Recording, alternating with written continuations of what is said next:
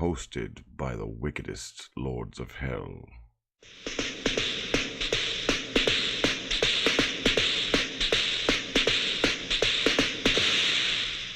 Here is the first internet clip show to offer to the daring a look into the final maddening space between life and death.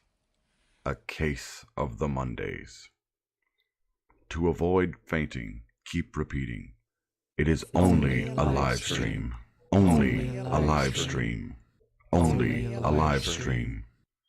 Videos and songs far beyond anything you've tested. A case of the Mondays.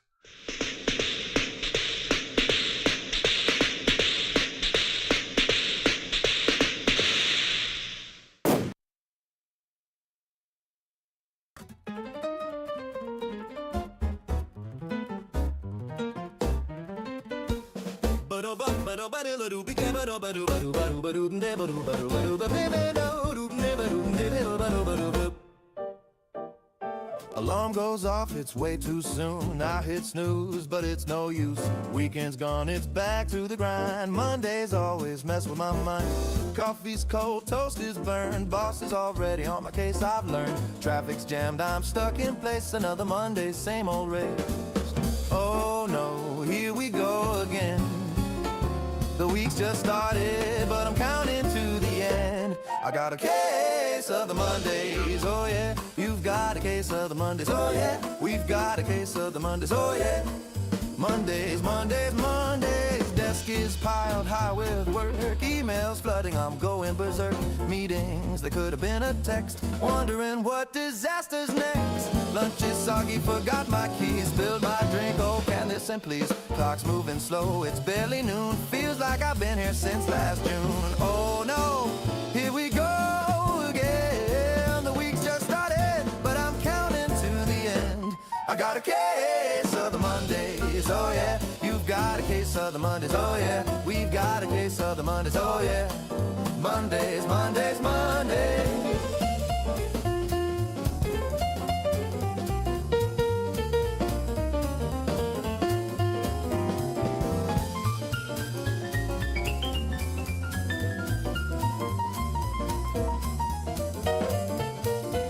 But hey, we've been here before. Surviving Mondays, that's what we're made for.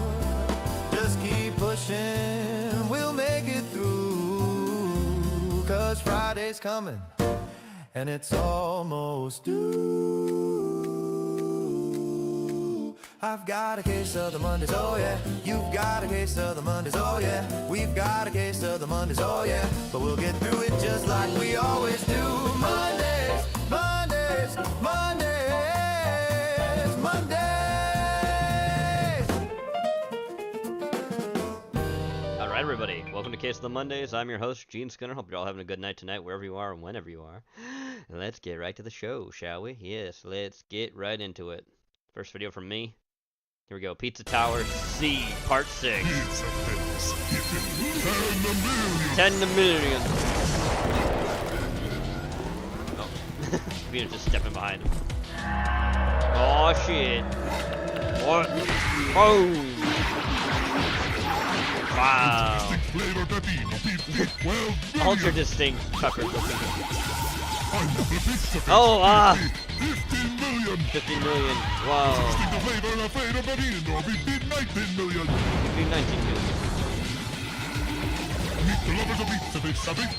Oh, God. Oh, my God. Everything pizza face. Oh, God. That's a Brazilian pizza. I've never seen one. Angel hair. Subscribe for more. Yeah. Alright, Bob sent this in. When your house is haunted, but the rent is cheap. Oh, God. I live in, I guess, what people are calling a haunted house for cheap rent. You know, at first, it was pretty scary. Aqua I tincture. believe I dealt with it pretty good when I first got here. Better than most, I'd say. You know, it's a lot to deal with between the looming. Check it out. He's in the corner. Whoa. Yeah, he's looming. Here, put this in your pocket. Put this in your pocket. Hey, man! Hey, man! You know where you are? The dragging. And the dragging? The withering one. You know, but you get We used made to it together pretty to name this fast. channel, by the And then way. some of the stuff's just annoying, like the whole cabinet thing. You know, day and night, slam, slam, slam. It's pretty frustrating at first, but when you learn how to deal with it, you know, it's not that bad. You can just tape them closed. You just tape them close. Oh, my They're God. pretty weak. They can't break the tape. I forgot my cup. I forgot And my there's, cup, like, the whoops. weird stuff that happens, like the whole red levitating thing. It's always weird. But hey, you guys actually saw that. You start RoboCop like, I Broke mean, my maybe record if that I day. was It was drunk. great. Yeah, I'm fine. Are you all Hey, right? how high did I get, if you don't mind? What do you say here? I mean, your head almost touched the ceiling, so. Yeah, and the day-to-day life adjustments take some time to get used to. Like, Yeah, I just start having them showering haunted outside houses, 'cause you the know shower how it drain's be. mean. I'm serious. Yeah, he's just right over here. It's on the floor. It's like right there. Nice glasses, Tubby. Nice glasses, You. Tubby. And the other weird stuff's like the whole bed floating thing. Oh, hey, that was a weird one to get used to. Oh my god. Oh my god. Oh, yeah, how's it going? Yeah, I have no idea. Wait, what is he that getting a When you try to blowjob from fight the it, you pull ghost? every muscle in your body. It sucks. Get out. Do you hear that? Yeah? Yeah, this will happen to you. And the guy. Yeah, it's what? part of it. Yeah, one of the hardest things about living here is probably all the new roommates in and out all the time. All Something the always ghosts. happens to them. Like roommate 81, for example, possession. All right, you Roommate guys wait 81 here. I'll just come and possession. check It on happens, you Hey, know. buddy. Oh, you got a little demon in your brain? Yeah. It's like when one of your friends are crying, you don't really know what to do. You know what I mean? You doing a little backward head praying? Yeah, I'm sure you'll feel better soon. God. Yeah, or roommate 44, toilet mimic. It's classic, Toilet mimic? but, it does suck, and I did try to warn him a lot, all the time. He wasn't a great listener. And of course, roommate 13, he's actually right behind you right now. What? Oh, Yeah, whoops. it's unfortunate. I think he had a bad deal with a gin. It turned his skin to liquid. Yeah, it's his hair.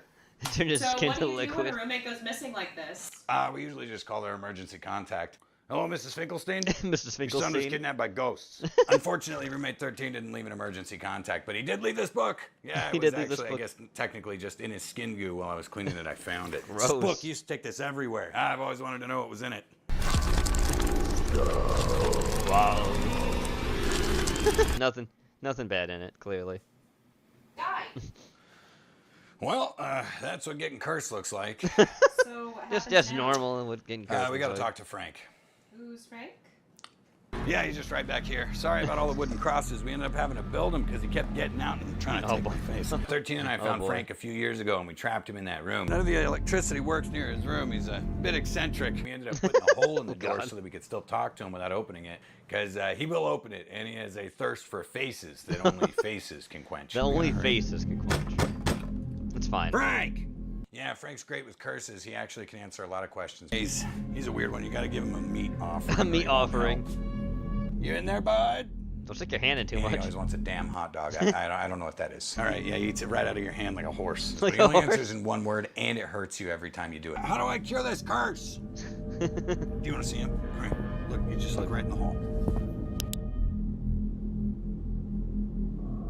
I don't see anything. Oh, there he is. What the fuck? 13. Does he have a fucking horse Yeah, skull last face? time I talked to Frank, he took a couple of these bad boys. Ah, And this time all he took was a couple of childhood memories, so it's not that bad. And I don't know which memories he took because I can't remember. So it's fine. it's fine. All right, Frank says 13 is how we break the curse, so I guess we got to do a seance. So let's just head down to his room, grab a couple of his items, and do a quick seance. No big deal. Yes. It'll be fine. Actually, I think he's moved back to What his the normal f- is that? place he did his pizza Sorry, I just before really didn't expect because he didn't want to be in the 13's room hood be anymore. completely covered in chains and locks. That was, And for less pay, that he's was pretty getting shocking, to be honest. basically only like 5 minutes from home, but he still has to work long shifts. So yes, he's in the pizza mines today. You think it's funny, you little shits? Yeah, you think it's a big joke? You son of a... Son Hey, of you a better bitch. close that door. Yeah, I'm Yeah, sorry you guys better had to close see the that. door. I just had to be sure the door was definitely locked. It is, for sure. For sure. I really feel like I would have heard him installing all those locks. Oh yeah. No. Hey man, I'm gonna install a bunch of locks and chains on my door, alright? All right. All right. Huh? Huh? Low-key about it. What a sneaky little guy he was. Yeah, and I already tried all the spare keys I have. Oh my and none of them fit God. The door, so that sucks. That lock. 1000. That fucking God dang it. keychain. Is that how many rooms are in this house? Oh God, no, absolutely not. There's way more rooms than that. So what do all the symbols Not anymore. You know, they Dude look lives like not in the cultist hood anymore. symbols, He but, was in there the wasn't hood. really any signs That's he why I was was a hating cultist. working there. But he's taking a pay cut to work back in where he worked before. There's nothing you can't do. Now that you mention it, there might have been some signs, actually. Like how he was really into that closet in the living room. What Man, the fuck? he loved that thing.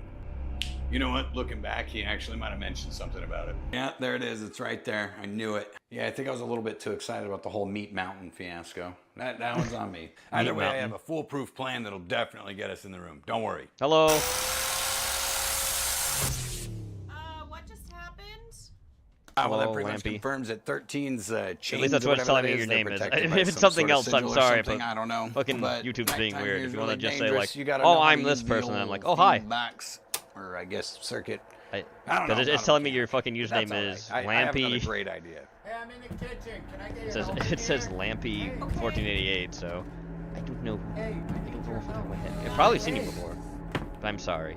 You're really starting to I scare probably me, know you too, okay? but it doesn't say a name. It's YouTube's being weird.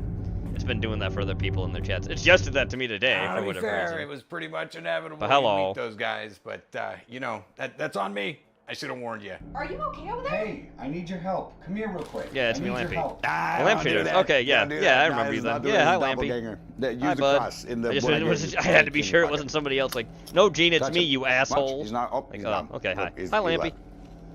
Yeah, it's called a doppelganger. They make a copy of someone you trust, try to get you in the basement. It's pretty scary, but they're bad at that Doppelgangers job. are They're my terrifying. long lost aunt.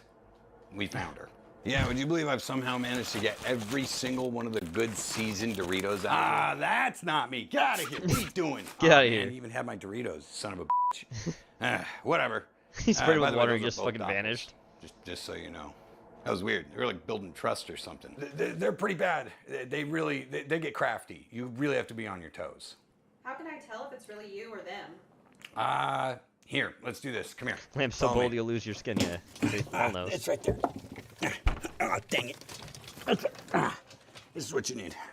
A sports there. bottle. Here Oh, you holy, go. the holy Father, water? Son, Holy Spirit.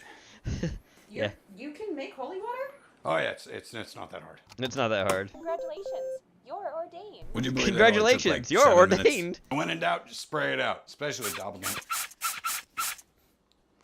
Nice work. So what's Nice in the work. basement? Why are they trying to get us in the basement? Why does he look like he's getting progressively like more tired or weird as it keeps going on too? I noticed that. It's kind of hard to explain. Like he doesn't slept as much. I'll show you. A few years ago, the porcelain doll stole my wallet. So I did what any logical person would do, and I circular sawed the bathroom floor. The idea was to ask the basement for it back. Yeah, unfortunately, things kept coming up, so I put this on here. It's got scripture on the bottom to protect me. It's pretty weird. It's like different biomes down there. Check it out. Different biomes. Swamp. Swamp, I think. Tundra. Arctic tundra. Yeah. I don't know. Hell. Literal hell.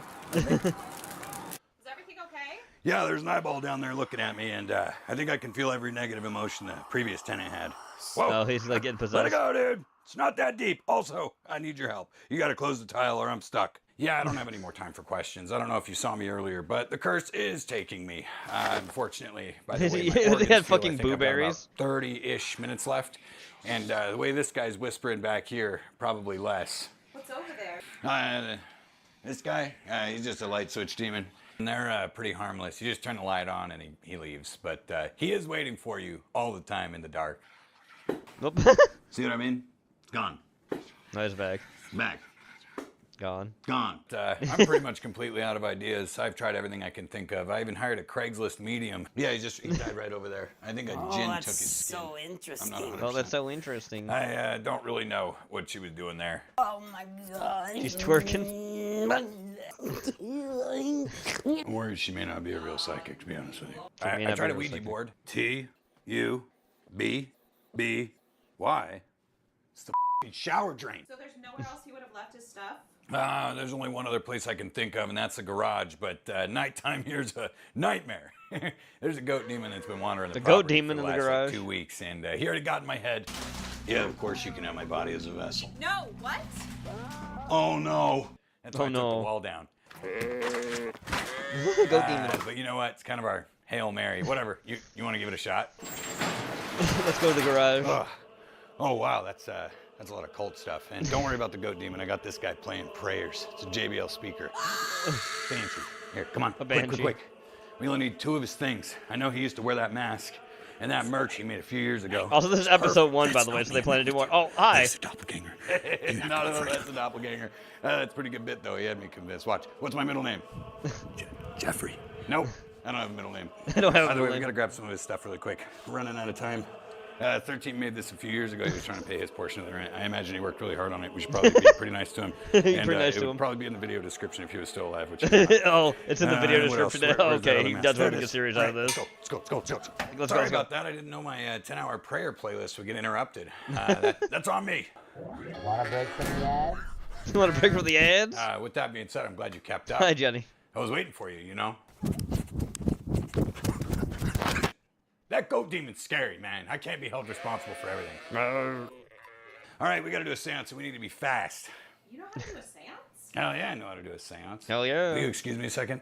Hey guys, welcome back. Today we're learning how to do a seance. You know your mic is still on, right? Just a second. I'll be Just right a out. second. Whatever you do, He doesn't know. No, we don't need that part. Yeah. We don't need All that right, part. let's get started. Yeah, the thing about seances is they're pretty dangerous, and I try to avoid them as much as possible. There's all sorts of things you can't overlook. So there's a few things about seances He's already you gotta fucking know. it Number up. 1, you can't leave the salt circle that I set up for you. If you leave it, you're gone. Number 2, you got to stop the seance when my phone makes an alarm. Number 3, things are going to get really intense in here. You can't trust Really anything intense. I say. But also, I put my aunt's phone number at the bottom. Just text her when we're done, okay? So she knows I'm all right. All right, all you got to do is read this right here. There's some questions for 13 when he takes over my body. And one last thing, I doubt your camera will catch everything. Every electronic in the house is going to go off. Everything. So good luck. Good luck. All right, read the incantation. Nos rimos cantos. The other way. Read it backwards. The other way, backwards. You gotta read backwards. Sot knock somer son. Oops.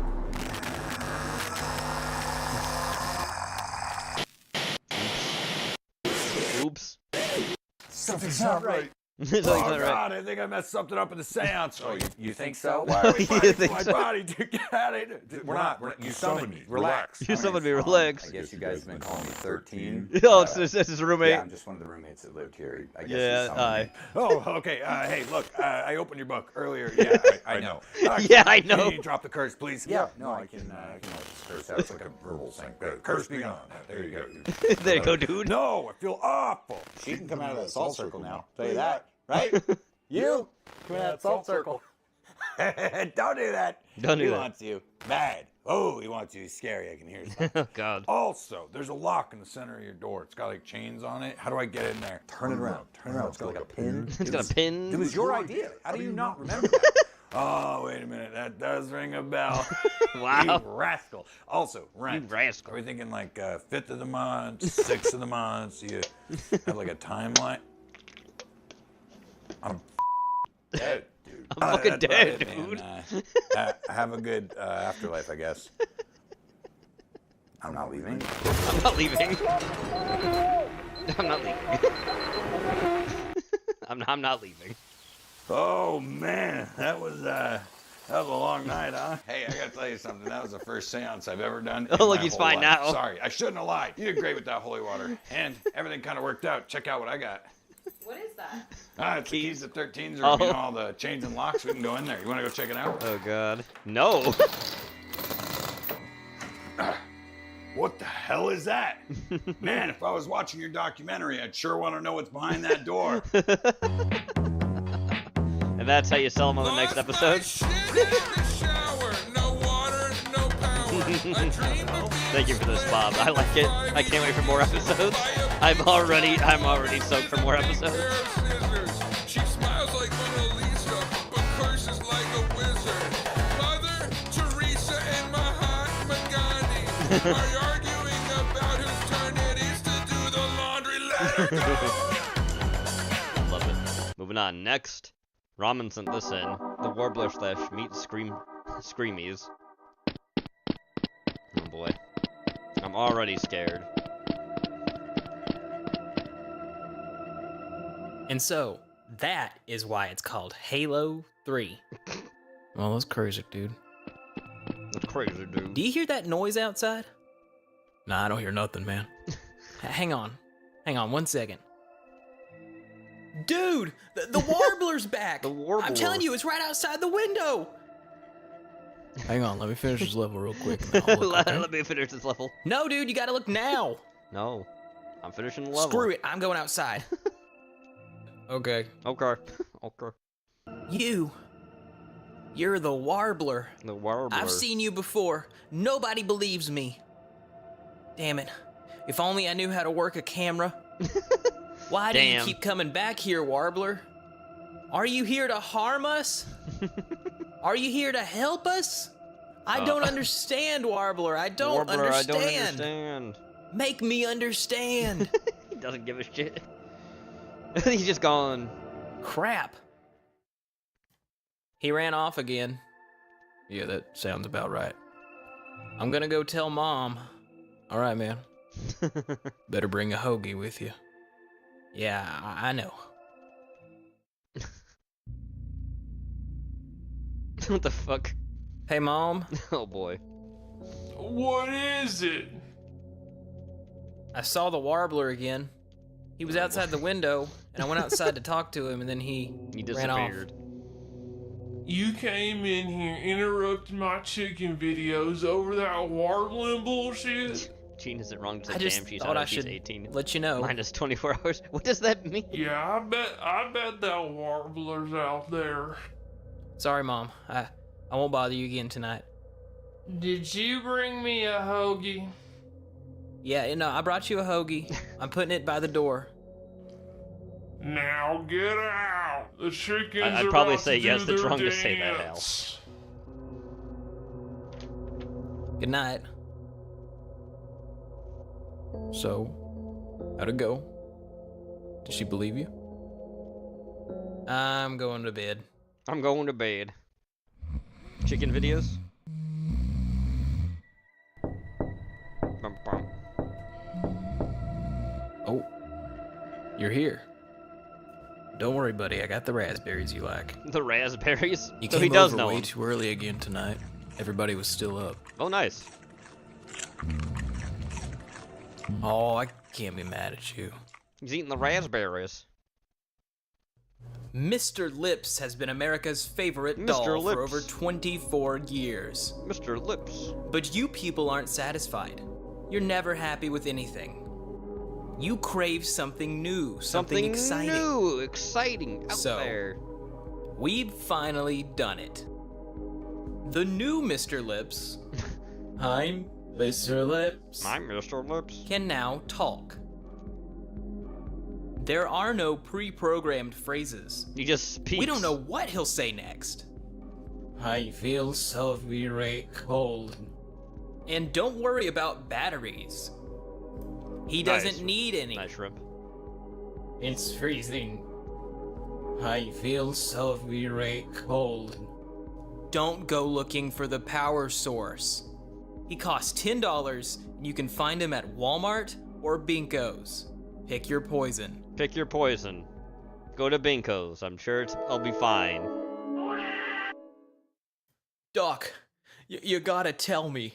What's wrong with him, This man? the piss. What's wrong with my brother? The piss. Brothers. Be honest with me. Have you two had any bad meat to eat lately? Oh boy. Well, yesterday was questionable meat night at Dave's Dog Shack. Questionable meat night. And I'll be honest, what he had looked a little green. Well, I'd say that your brother here has come down with a bad case of the meat screamies. The meat screamies? What does it mean, Doc? Let's say that somebody eats some particularly bad meat. When they see other beings made of meat, Gotta convert their PS1 brain files so I can tries read to it. leap Nice. at their Good luck, mouths shrimp. to avoid having any more pain associated with meat. They become scared by the very idea of meat. And then you got yourself a meat screamy. Doc, is there anything we can do? We've got a big show tonight and we just cannot miss it. And when he looks out into the crowd and sees all those fleshy faces, Them flesh faces. he's gonna lose it. he's gonna start screaming all over again. Maybe. Well, it usually goes away within a couple of weeks. But for tonight, keep these blind man glasses on him. These blind man glasses? Should be fine. And that's why you should never hit your friend over the head with a tungsten rod. Even if it's a trend, even if it's funny, it can really hurt them. Oh, oops. Uh-oh. Okay, whoever threw that, you got a cannon. That was actually a pretty good throw. That's pretty cool. Bro, is everybody in the audience made of meat? Probably most of them, yeah. Are you made of meat? Are you made of meat? Yeah, last time I checked. Yeah, last time I checked. Am I made of meat?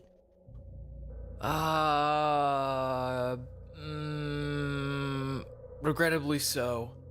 Meat! Meat! Meat! He's gonna lose his shit, he was right. Meat!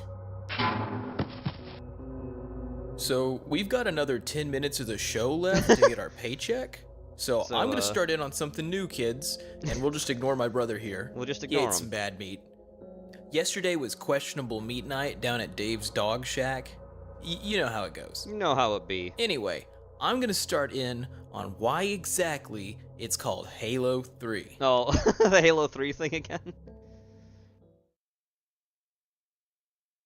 Hey everybody, it's Nobi. I just wanted to pop in Nobi. my spheroid form to say, if you enjoyed the video, like, subscribe, hit that notification bell so you can see the next time I upload cartoons, and then you can watch them and giggle. And if you're interested, join the Patreon, and you can get a portrait drawn of you, just like all of these awesome people that we're about to see. Or get your name at the end of the video, or see behind the scenes stuff. There's lots of options on the Patreon. Thank you for watching. Have a good one. Thank you for that, Ramen. Now let's have a Graham here. Sometimes I like to get high. I like to get high. Like, what is it? What the And how do fuck? I get more of this shit? What the Why fuck? is it in my house? Why is that Actually, in your I don't house? even think this is my house. Wait, Where this am is I? my house. Who and am why is I? it looking at me like that? Where am I? You gonna call the cops on me? Or are we going on a date? Because I can't stop looking at you, man. They say a picture is worth 1,000 words. Well, yours would be the word she. 1,000 times. Oh, shit. Fuck, someone's home. Oh, shit. Not someone being home. Ramen sent this in. I began experimenting with poisoning? psychoactive substances at a young age. Oh, From boy. the first time I inhaled nitrous oxide at the dentist, I knew there was a secret world out there that I wanted to uncover.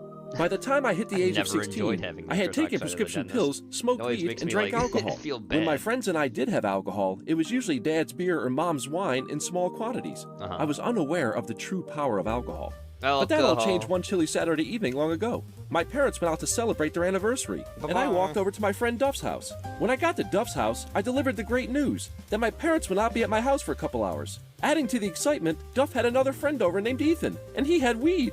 It was He had looking to be a weed. pleasant evening, but we also wanted to get some booze. It had been a while since I had stolen get any beer out of crossfaded, the I guess. refrigerator in my neighbor's garage.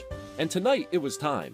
I usually did these missions solo and would grab as many beers as my hands could hold from the fully stocked fridge. This time, I had help. The three of us walked to my neighbor's house and scoped out the area. It looked like no one was home, so we approached the back door of the garage. Just like I had since I was 12 years old, I turned the handle.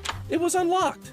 We creeped in as Someone my crossed heart is some pounding peak. out of my chest. Gotcha, The fridge is right next to the back entrance, so we only had to take a couple steps. I opened the fridge door and squinted my eyes as the light Dude, you hit ever them. get those We shitty see there is Chinese beer, TikTok but not as dramas? much as usual. You're I scrolling thought my through neighbor would Instagram surely racism, notice but if we not take bad. too much.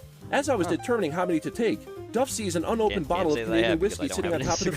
fridge, the refrigerator light making it sparkle like a diamond. Canadian whiskey, He snatched it ew. up as fast as he saw it, and we bolted out of there, leaving all the beer and hoping the theft is blamed on someone else. We headed back to Duff's house to sit in his brother's truck out of view. I told Duff that it was supposed to go with milk, and it will make it taste better. I don't know why I thought that, but I learned the truth. Duff grabs me a glass of milk, and we get in the truck. I mixed the whiskey into the milk and tasted it. That was the first and last time I did that. I threw that shit out the window, and we passed the bottle bottle back and forth chugging it. Being inexperienced with liquor, I was chugging it like beer. Ethan broke out the weed and we packed the bowl, and each took a couple hits. Once we kicked the bowl, we decided not to go to my vacant house, and instead we decided to walk to the bowling alley by Ethan's house. We didn't make it. The last thing I remember is exiting the truck to walk down the road. The rest of what you're about to hear is what Duff, Ethan, my parents, and the medical staff told me. Oh boy, we made it to Saddam's old house. I say old because he had moved out a couple years earlier, and it was currently unoccupied. We never went inside. We just stood on the back porch for a bit, and then I went and laid next to the pool. Duff and Ethan tried to motivate me to continue, but I passed out. They continued on, having to go about 1.5 miles, mostly through woods with zero light. Ethan didn't drink as much as Duff and I, and he was good to go. Duff was almost as bad as I was, but good enough to make it to Ethan's house, after repeatedly falling in the woods. My parents eventually came home and went in the house. My dad had forgotten something in the car and went back outside to retrieve it. When he did so, he heard yelling from the neighbor's pool. Confused a little, he walked over to investigate. As he got closer, he could see it was me laying on the ground, and he could hear what I was saying. Drain the vein. Drain the vein. I was probably saying that because I knew I was fucked. I needed to get that shit out of me. He tried to make me coherent by yelling at me and shaking me. But I went limp and passed out again. He told my mom what was up, and she notified Duff's mom. And then my dad carried me to the car and drove me to the hospital. Just as we were pulling up, I began vomiting up an entire jar of pickles and all its juice. It was the only thing I ate before meeting up with Duff. My dad called the hospital before he left, and the staff was waiting at the emergency entrance with a wheelchair. Once inside, they needed to determine how fucked up I was. A blood test revealed that I had a 0.30 blood alcohol concentration, almost 2 hours after my last chug. The doctor needed to see if he could get me to respond to anything, because at this point I had not made any noise since puking. He took his knuckles and performed a sternal rub, which is extremely painful. He got me to groan my disapproval, and then he followed up with, "Eli, hey Eli, how much have you had to drink tonight?" And I said, "Marijuana." Which caused the doctor to perform a drug screen, and found this claim to be correct. After being monitored for a couple hours, I was released but still unconscious. I woke up on my living room floor with a hospital band on my wrist, and I thought, oh shit. I stood up, still fucked up, and went to go find my dad to see what happened. He told me the story, and then said I had to go clean up the puke in the car, which made me almost throw up again. My mom gave me Febreze to help mask the stench. I also used Febreze on my cast, which had puke in it and on it. To this day, when I smell Febreze, I think of the sweet and sour scent it makes when it's mixed with pickle vomit, and I was very happy when it came off, because I never got a new one. My parents weren't as upset as I expected. They gave me the I did dumb stuff too speech. They expected this to be a one-and-done ordeal. They were not totally aware of the path I was heading down. Oh boy. Okay, hold on a minute. That was a good segue into our sing-along, but I just wanted to quickly tell you how I got that cast on my arm. It was the end of gym class. We were playing flag football, and I was doing my best to seem normal. Our team had the ball. Some fuckface I forget who hikes the ball, as I run a Hail Mary down the field. Just before entering the end zone, the QB sends it. I catch the ball over the shoulder as good as the pros. It was a game-winning catch, and everyone was going crazy. I was a little excited, and I wanted to celebrate, so I spiked the football as hard as I could. When I threw the ball, I let go and my hand continued straight into my knee, breaking my right thumb in the metacarpal. I had a good feeling it was broken, because I had previous broken bones. My hand swelled up immediately. I didn't tell any teachers, but I showed all my classmates, and made it all the way through school. The area on my right thumb is still slightly larger than my left. Okay, play that shit. We can play that shit. Subscribe to Leicester and amazing motherfucker. Nice.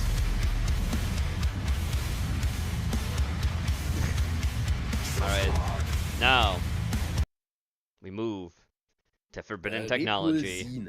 Victor Schauberger was an Austrian inventor who focused on how water flows in nature. He believed that modern machines were harmful, while nature had better ways to create Tell energy. me all about it, Schauberger Austrian. argued that water, when allowed to flow in a vortex, could create its own energy by pulling inward. An implosion, a concept that contrasted explosion-based technologies like combustion engines. He built several devices, the most famous being the Repulsine, a disc-shaped machine meant to create propulsion and free energy using vortex motion that allegedly made it hover. His work got the attention of the Nazi regime during World War II, and he was allegedly forced to develop his inventions for military use, leaving him wary of potential misuse of his discoveries. After the war, he continued experimenting but never achieved mainstream success. Apparently, US intelligence even took him into custody for 9 months.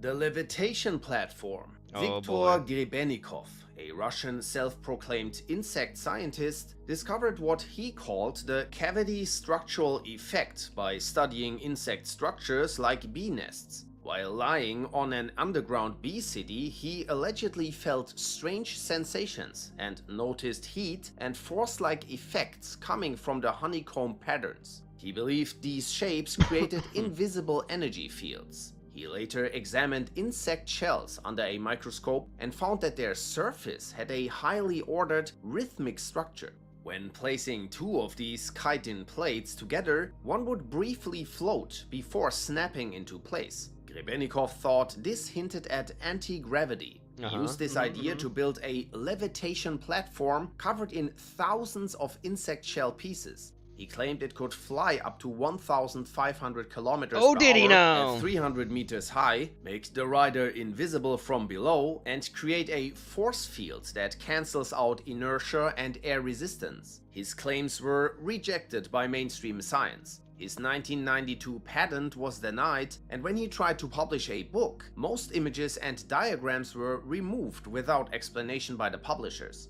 A colleague of Grebennikov later said he was part of a suppressed scientific underground, and his technology may have been silenced due to its potential power. No physical platform was ever found after his death. The Cloudbuster. Wilhelm Reich, an Austrian psychoanalyst turned researcher, developed the Cloudbuster in the 1950s based on his theory of orgone Well, maybe we shouldn't be busting in clouds. You ever think about that one? Could affect weather. The device used hollow metal tubes connected to copper hoses placed in water, which he claimed could draw energy from the sky to dissolve clouds or cause rain, like a lightning rod. Reich tested the Cloudbuster in several experiments, including a case in Maine where he said he ended a drought and saved a blueberry crop. Supporters saw it as a breakthrough in weather control, while critics dismissed it due to lack of scientific proof and repeatability. The US FDA began investigating Reich over his orgone energy work, including health claims. In 1956, he was jailed for contempt of court after refusing to follow a ban on distributing orgone-related materials. The FDA eventually seized and destroyed his Cloudbuster devices, books, and research. They just did that, huh? The Hendershot generator. In the late 1920s, American inventor Lester Hendershot claimed to have created a fuel-free device capable of generating free energy. It used coils and capacitors to draw power from the Earth's magnetic field, reportedly running on its own and powering light bulbs and motors without any external power source. His public demos drew attention, but efforts soon followed to discredit him. Critics staged fake demonstrations to make the device appear useless. Hendershot continued refining the generator and even submitted 2 models and a detailed proposal to the US Navy, which was rejected. In 1961, he was found dead, officially by taking his own life, though the lack of investigation sparked suspicion, theorizing that his work posed a threat to large energy corporations. Rumors spread that a major energy company had paid him $25,000 to stop working on the device for 20 years.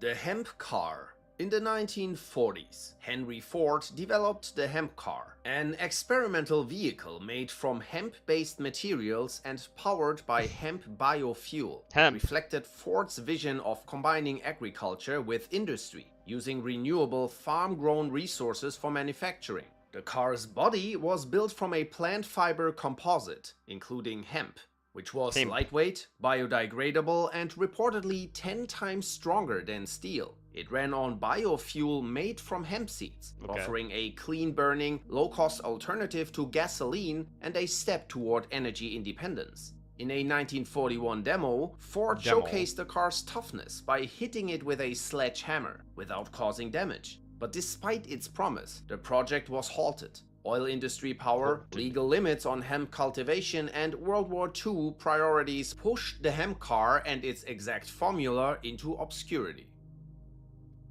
The Radiant Energy Device. In the 1930s, American inventor Thomas Henry Morey developed the radiant energy device, which he claimed could pull endless energy from space. Inspired by Tesla's work, Morey built a 60-pound device that supposedly converted ambient energy into high-voltage electricity, producing up to 50,000 watts for hours. He publicly demonstrated it powering lights, radios, and motors without any visible power source. Despite this, scientists remained skeptical due to unclear theory and documentation. Morey failed to get funding before World War II.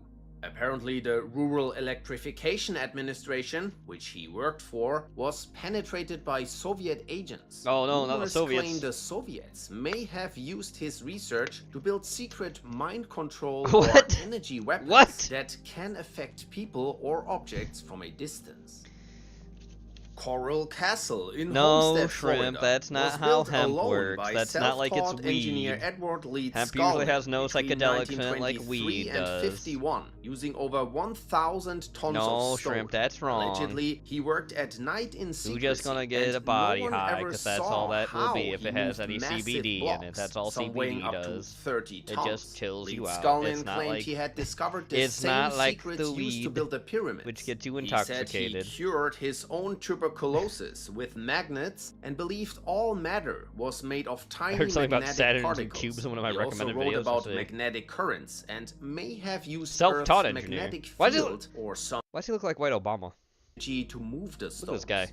Photos that show photo him makes him look using like White simple Obama. wooden tripods and pulleys, but many believe this couldn't explain the scale of his work. Some think he used magnetism or sound waves to lift the stones, tuning into their natural frequencies to make them lighter. He left behind no clear explanation, and his methods remain a mystery. Today, Coral Castle is a museum that continues to puzzle research. Oh yeah, I know what castle it is. Wasp XJ was a small What the fuck is this? flying aircraft boy. developed by Williams International. This looks totally Powered by flyable. a turbofan engine, it could take off and land vertically and was controlled by the pilot leaning in the desired direction. Nicknamed the Flying Pulpit, it could hover, rotate, move in any direction, and fly for up to 45 minutes at speeds reaching 60 miles per hour. It was tested by the US Army in the 80s, but was eventually dropped, as helicopters and drones were seen as more practical and capable alternatives. Nikola Tesla's Wardenclyffe Tower, built between 1901 and 5 on Long Island, New York, was meant to wirelessly transmit both communication signals and free electrical power across the globe using the Earth as a conductor. Tesla envisioned a world where energy would be unlimited and accessible to everyone. The tower was designed to send music, news, stock reports, military messages, and even images wirelessly, and was part of a planned global network of energy transmitting towers. Tesla believed this system could tap into universal energy from the sun, air, and ether. Financed at first by JP Morgan, the project was halted due to skepticism, and when Morgan discovered Tesla's goal to deliver free power, I can't be having that. Funding was cut and the tower was dismantled in 1917. After Tesla's death in 1943, the US government seized approximately 80 trunks of his belongings, Yes, of they which did. only 60 were later sent to the Tesla Museum in Belgrade. I The trust water Tesla shit. fuel He cell. could probably make it. Stanley Allen Meyer, He could probably an make it inventor work. from Ohio, Ohio became mentioned. known in the 1980s for creating what he called the water fuel cell, a device he said could power a car using only water and cross the US on 22 gallons. He claimed it worked by splitting water into hydrogen and oxygen, using a special method that involved electrical vibrations to break the water apart more efficiently than normal electrolysis. Meyer showcased his invention in a dune buggy that, according to him, ran entirely on water. Any kind of water, from rain and snow to ocean water. He said it was clean, cheap, and didn't harm the environment. Scientists were skeptical. In 1996, Meyer was sued by investors for fraud after they failed to see proof that the device worked. 2 years later, Meyer died suddenly after a restaurant meeting with foreign investors. The official cause was a brain aneurysm, but his brother claimed Meyer ran out of the restaurant saying, "They poisoned me." Oh, This boy. sparked rumors that he was silenced to stop his technology. Even after his death, people have tried to recreate You the hear me water typing, that's fuel because I'm cell, finishing but up no my one has succeeded. review of the cigar I smoked, the second cigar The I smoked Hoxie today. tonic. It was good till the Harry end, where it controversial got way remedy, too bitter and I known didn't as want the to fucking Hoxie smoke it tonic, anymore. was an herbal mixture developed in the Probably could've 1920s lasted 10 from more a minutes, but it was formula way too said bitter. to come from his great-grandfather. It combined ingredients like red clover, burdock root, and licorice, Burdock root? and was promoted alongside dietary changes as a natural treatment for serious illnesses. Hoxie opened clinics across the US, Hoxie. claiming to have documented proof of success, including patient records and x-rays. Despite alleged support from patients who turned to him after conventional treatments failed, the medical community dismissed the tonic as unproven and potentially dangerous. The American Medical Association and FDA accused Hoxie of selling unapproved drugs and practicing medicine without a license. After years of legal battles, the FDA banned the sale and marketing of the Hoxie method in the US in 1960, calling it fraudulent. Although his clinics were shut down in the US, his head nurse relocated the practice to Tijuana, Mexico. Project XA. In the 1970s, researcher James D. Mould developed the Palladium cigarette, named for its use of the chemical element palladium and magnesium nitrate to neutralize many of the cancer-causing chemicals found in tobacco smoke. The project was backed by the consulting firm Arthur D. Little and Arthur D. Little. You mean all the stuff they put into fucking cigarettes? tobacco 'Cause it's company not natural Liggett and tobacco, Myers. it's fucking In shavings. lab tests, animals exposed to smoke from the palladium cigarette developed far fewer cancers. But after 25 years of research and roughly $10 million invested, the company abruptly ended the project. Lawyers warned that releasing a safer cigarette would expose the company to lawsuits from people harmed by its existing products. As a result, the company ordered Mould to keep his findings secret, and the Palladium cigarette quietly disappeared. Oh boy.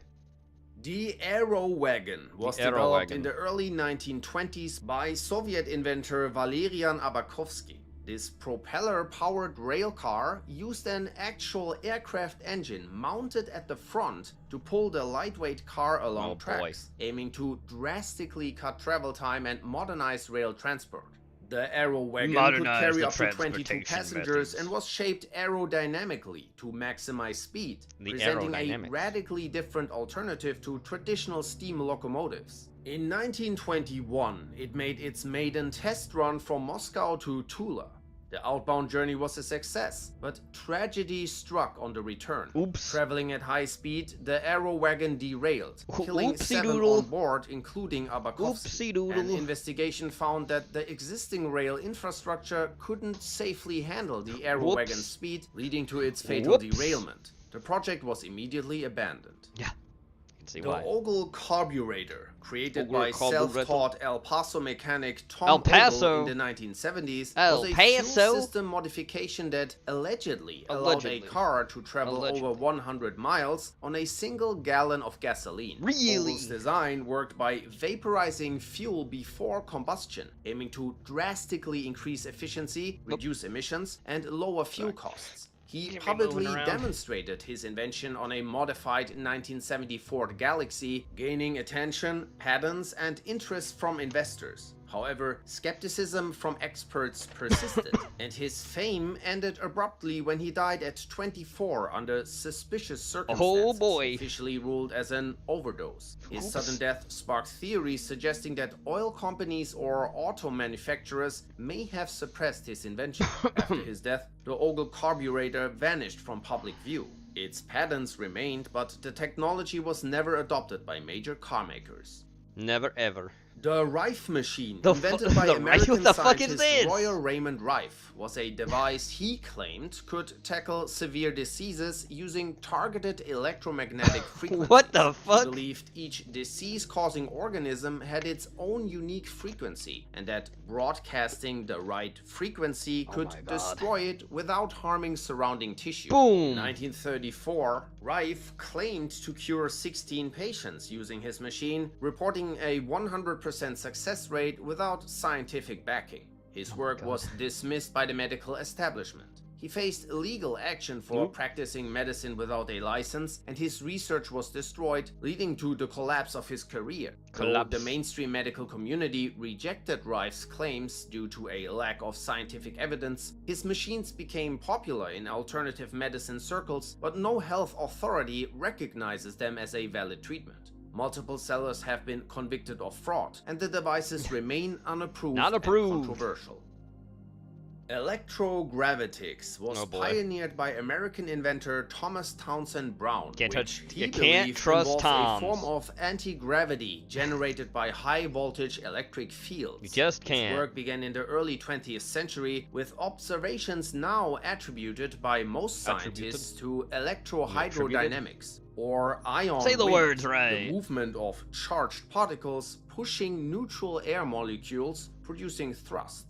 Despite this conventional explanation, Brown maintained that the force he observed, known as the Biefeld-Brown effect, indicated a true gravitational interaction. Brown built devices like the gravitator, which looked like they moved on their own when he ran electricity through them. He believed this demonstrated anti-gravity and proposed that such propulsion could revolutionize aircraft and spacecraft. His experiments even caught the attention of the US military, though mainstream science remained skeptical, viewing the effect as electrostatic thrust rather than a new force. Brown's ideas got popular with hobbyists who still built simple flying devices using high-voltage electricity. His legacy, however, became entangled within the UFO community, some of whom claim his work was suppressed, possibly Aliens. by the CIA, and that he had uncovered real anti-gravity technology. Following his death, much of his research faded from public view, continuing to provoke debate.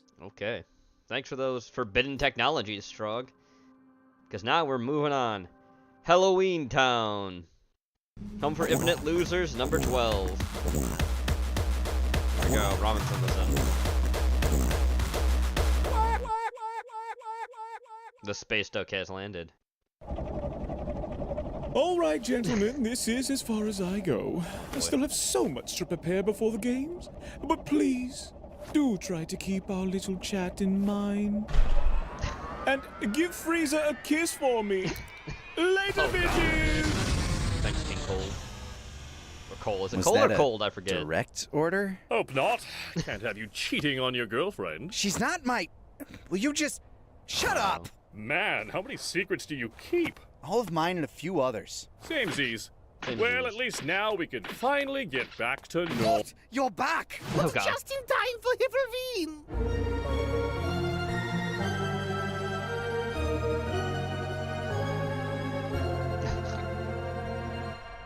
Time down here is so fun! Yeah,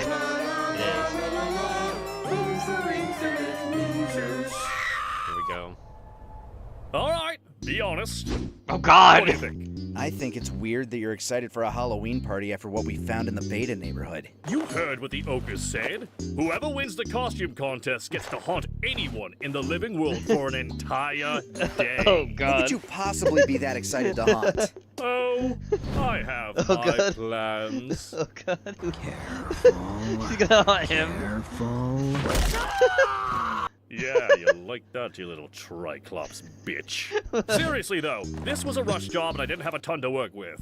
A lot of shit's been going missing lately. Yeah, I can't find my reading glasses either. Probably Goldo's still being a dick. And you're sure you don't want to come with? Look, I stopped going to those dumb parties after the first one. I went as Sonic the Hedgehog, but... Oh, hey, God. I'm Oh, really God! sorry It took me so long. Dyeing this much hair took me forever. Oh. You're too slow. Oh, Then God. they all took turns kicking me in the junk. Anyway, I don't even have a costume, so... Actually, I had some material left over, and... Oh, God. Fuck you. I'm not Dodoria. I'm not Dodoria. That's weird. Happy Hiffelbeans! I see they went as Fred and Barney. Hope you're ready for a gay old time. On gay old time. that way. He does. Oh no. You. Ruh-roh. Captain Ginyu, where are you? Oh, there you are, Oh mate. no. Sorry about that. He wanders off. Oh god. I think That's somebody so needs a terrifying. Ginyu snack. Not it! Oh, cheers, Sal, you're back. Happy Halloween. You too. So, how you Scooby-Dooing? Ha! The ogre said that earlier too. Then I take Oh, it God. back. I take We're it doing back. all right, except we can't find our bleeding Velma. How about you, Sugar Smacks Frog? That's your first guess. Yeah, he's obviously the fastest frog of all time. Frogger. Frogger. thinks you're both wrong. This bug man is a martial artist, so he must be a Battletoad. Do they only give us Earth media here? Yeah, it's hell. Either way, you're never gonna win a costume contest like that. Hold on. Only one person can go back for a day. If you're a group costume, how does that work? Good old Rochambeau. Now, if you'll excuse us, we have to solve the mystery of our missing Velma. That's right, gang. Let's split up and search for clues. Oh god.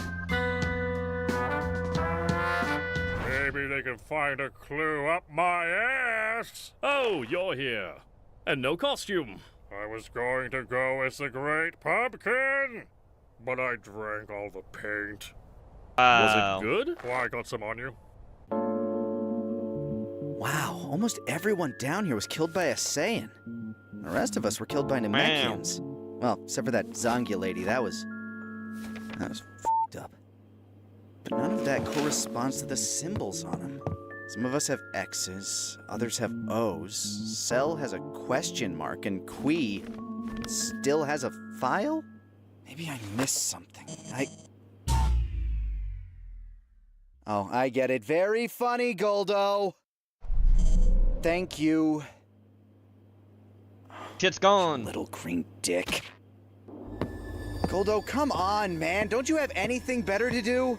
Cell already apologized for Ginyu, and I had nothing to do with... Poopy! Goldo? What the fuck? Alright, what do we got here? Tootsie Rolls, Circus Peanuts, Necco Wafers. Why are they all the worst candy? Darling, the answer is always going to be... Tell. Because you're in hell. Hey there, Mr. Frog. Look at you two. Glad not everyone came as some Hannibal bullshit. Of course not. We are anime bullshit. I am the Oh god! Sea, Sailor Neptune. And I am the guardian of the heavens, Sailor Uranus. Uranus. Oh, please, I'm not 12. So, is your roomie coming? Why do you want to know? Just curious. You. I'm not Reddit. And where's your roommate? This looks like the exact sort of thing he'd shit all over. Unfortunately, Lord Frieza's been holed up in his room since y'all left. He seems overcome by melancholy. That episode with his father really did a doozy on him. It was more like 4 episodes. And he even had a Saiyan costume all planned out for weeks. Was it racist? It gave us pause. Okay, Rats, calm down. Hell can't be haunted because that would mean someone would have to have died down here. Oh my god, can we die down here? Think. The lights are flickering, but none of the switches are moving, so... The fuse box! In the garage.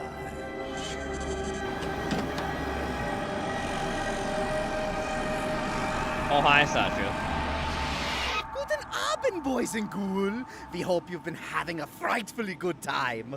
We're wrapping up soon, but first, we're proud to announce this year's winner of our annual Halloween costume contest.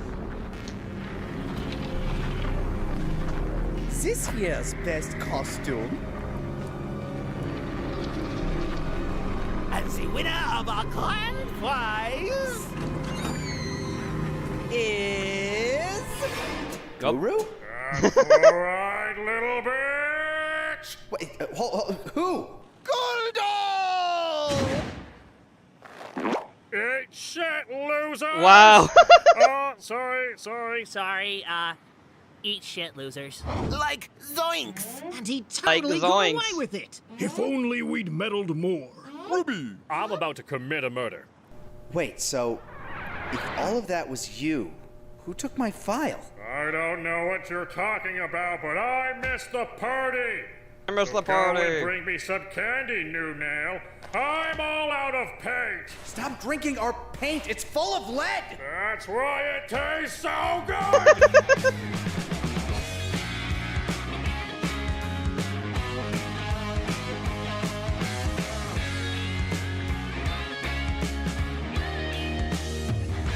Thank you for that, ramen. Careful. Careful. Hi, Vegeta. Oh, he's haunting Vegeta. He's haunting Vegeta. Wow. That's who he decides to fuck Oh with. god, I should have gone to see my what? I should have gone to see my wife.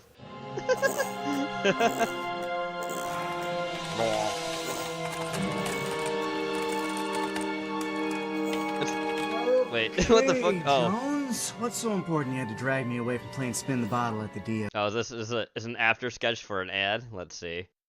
I think it is. Oh my, what the fuck are they advertising? Now I need to know. You know, I was about to get some PDA in with the SOD. Okay. With It is an ad, yep. tongue. It's an ad. You know what? We're just gonna skip it, even if it's an ad. They're creative. Don't get me wrong. Good job making creative ads. But moving on. Here we go. Prime Cut Pro presenting some Main Street Daytona Beach for Biketoberfest. Here we go. You know it was coming. Act like you didn't.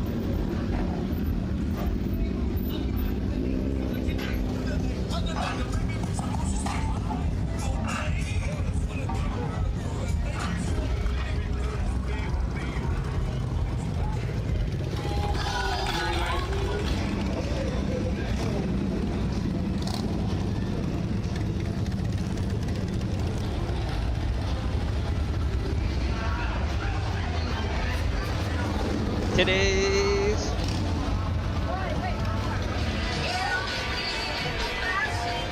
We saw that bike before. I mean, we've seen some of this before from another channel. Saw it from awesome documentaries, but from Pro's a different channel. Titties!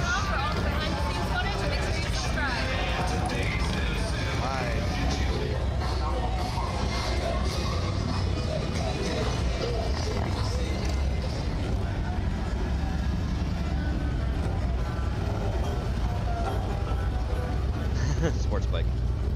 The other one looks like a fucking snowmobile, but it's like a powered bike. Big titties. 2025. Obviously big titties.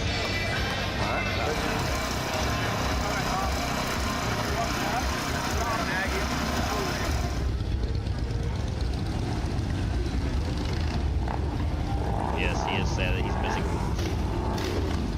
Not Gabby boobs though, so he's not too disappointed.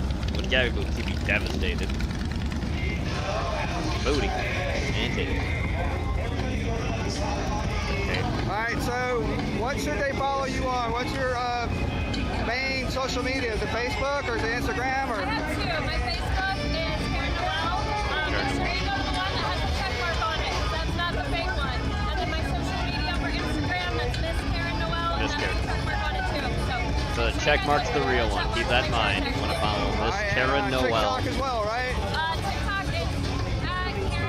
@Karen_Noel. Karen Alright, awesome. Thank you so much. Bartender. He's a bartender for Froggy's, I believe. Froggy's Saloon is what it's called. There's a skeleton on that bike. Titties. Titties.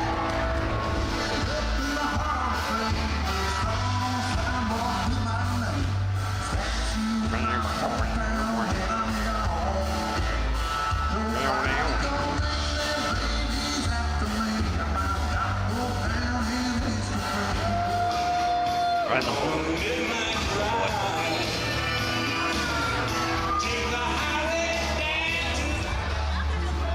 Woo! Chunky. Speaking of chunky, even chunkier.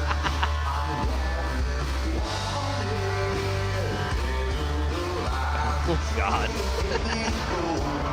Titties. Keep watching. Been doing this since 1995.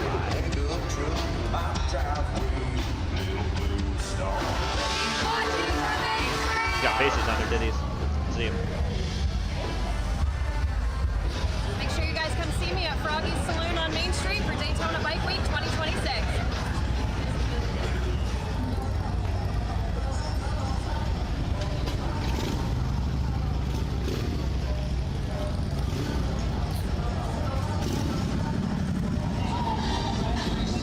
That's a big fucking road keg. Holy shit. Another road keg. Possibly real thing. There's the one behind her fake, obviously. Yep, Karen Demolica.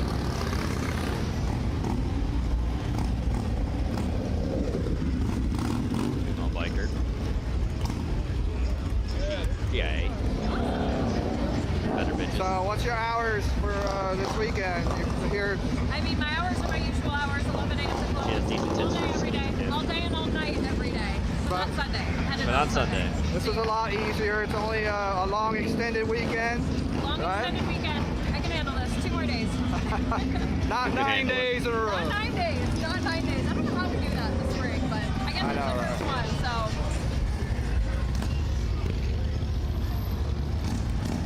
Vroom, vroom, vroom.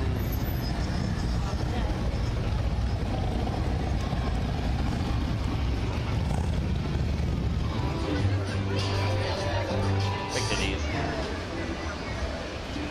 Okay, like, got the 8 fingers on it. That's definitely a road king by it. Oh, not really an ass at all. At least that's not flattering if she does have one. It does look like he has an ass. Just saying. Titties. Power trikes. Power trikes. 3 of them in a row. Wow. You put people on the back and drive around those fucking things? Actually, yeah, they are like literal power trikes. As in, trikes like. Bar is always the most That's Jordan. bar in Daytona Bike. I remember her name. Always. That's Jordan. Not right now, but we're about to. She's pretty nice.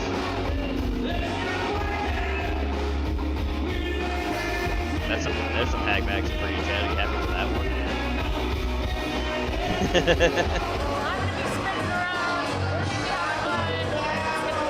What kind of specialty shots do you do? I like to do baby birds. That's like my favorite. So, you know, I put a shot in my mouth and I. Baby birds, and then you spit it out. That's a performative shot. Hurricane shots. I do gentle hurricanes. So I'm Gentle not trying to hurricanes. hurt anybody. We're just playing. We're having great fun. Guy's wearing an Avenged Sevenfold shirt. Wow.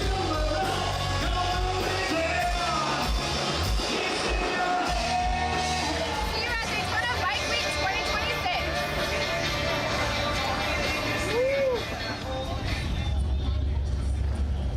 Boom, boom, boom.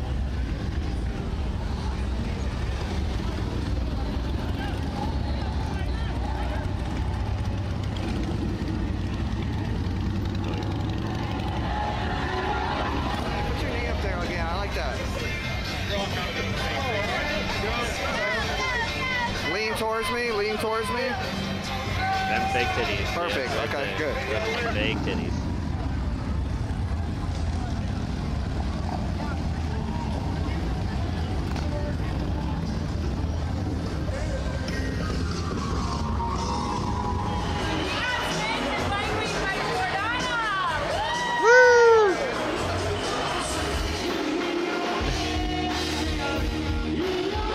Hey, zombie.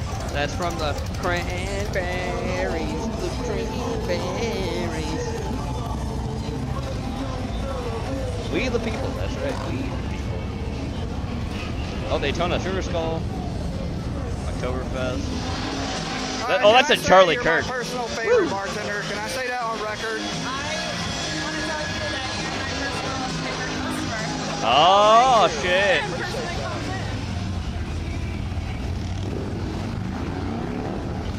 Oh, shit. This was Jordan's favorite. Nice. Welcome to Daytona Beach.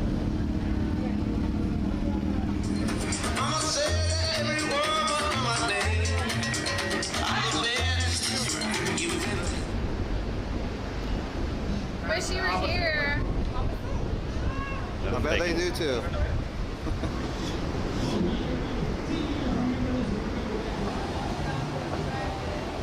That would take a lot of photo shoots of the fireball barrels here. What's up, brother? What's up, man? Oh, that's the guy with that's a pedal bike that looks like it's a motorcycle. Yeah, I remember that guy. Road King. I think there's a lot of custom jobs though here. That's another Road King. That's a murdered out fucking bike right there. I gotta drive. Nice tits. Keep watching Front Cut Pro. Nice tits, Karen. Oh well. Go by. The Wrath of God.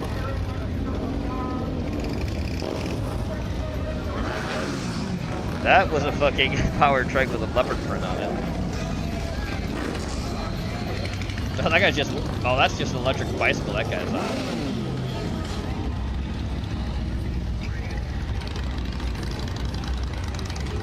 That's a road glider. Those are a bunch of Road Kings.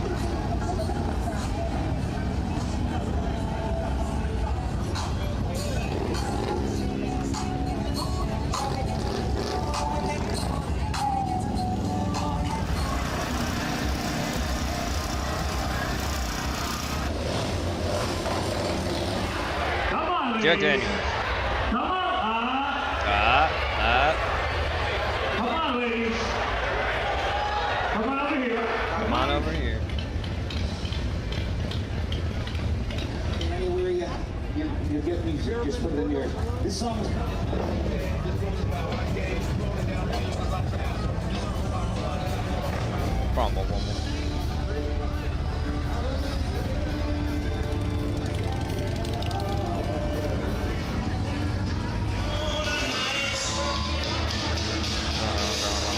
Try that one.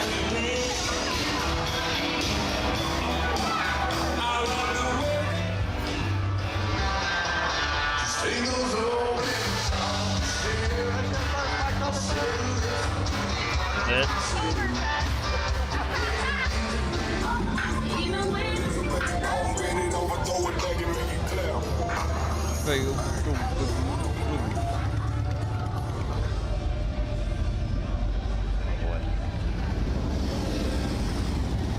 Don't know if I found the thing I want to find for that second video of these breaks, but we'll see. I think it should still be okay. I just don't think it was what I was looking for. I remember seeing my feed. But that's okay. That happens. You can't always find what you're looking for. So you have to make do. Sometimes you just have to make do. Dirtiest bike in the room. We have such an actor portraying Bruce, and having Jeremy Let's give for people's choice, everybody. When you're walking around, there is a number on front of the windshield. Or it should be on the windshield, or else it's on the headlight. Grab the number, come across from me over at the Brand House 10. Tell JC your number. Tell him the number.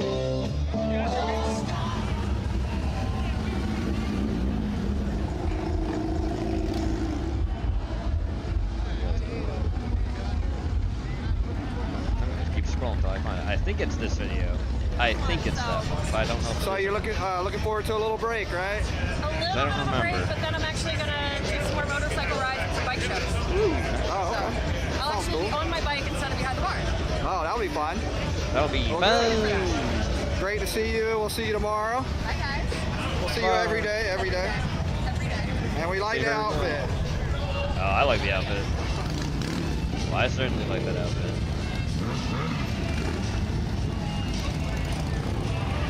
I'm gonna miss this, maybe.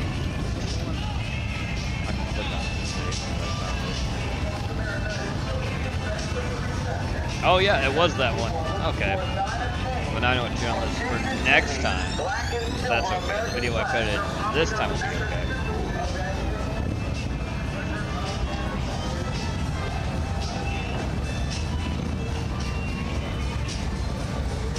Alright. Now, I have a good question for you, Chad. Would you like to escape your reality?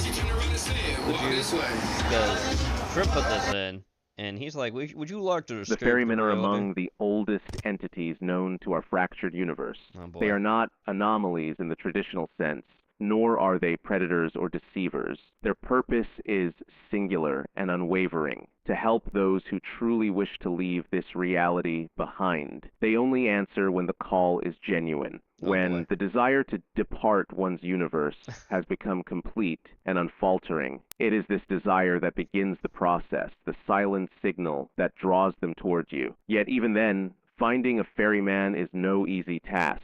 They never appear in the same form twice.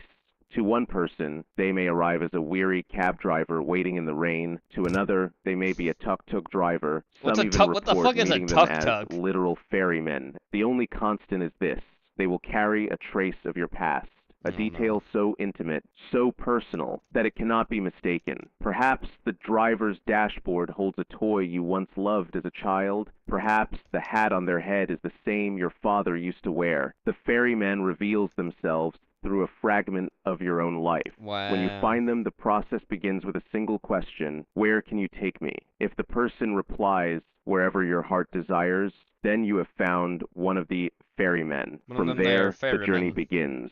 Enter their vehicle, whether it be a taxi, a boat, or a hot air balloon, and prepare for the price. The ferrymen do not accept money. They will never take coins or bills, nor gold, nor jewels.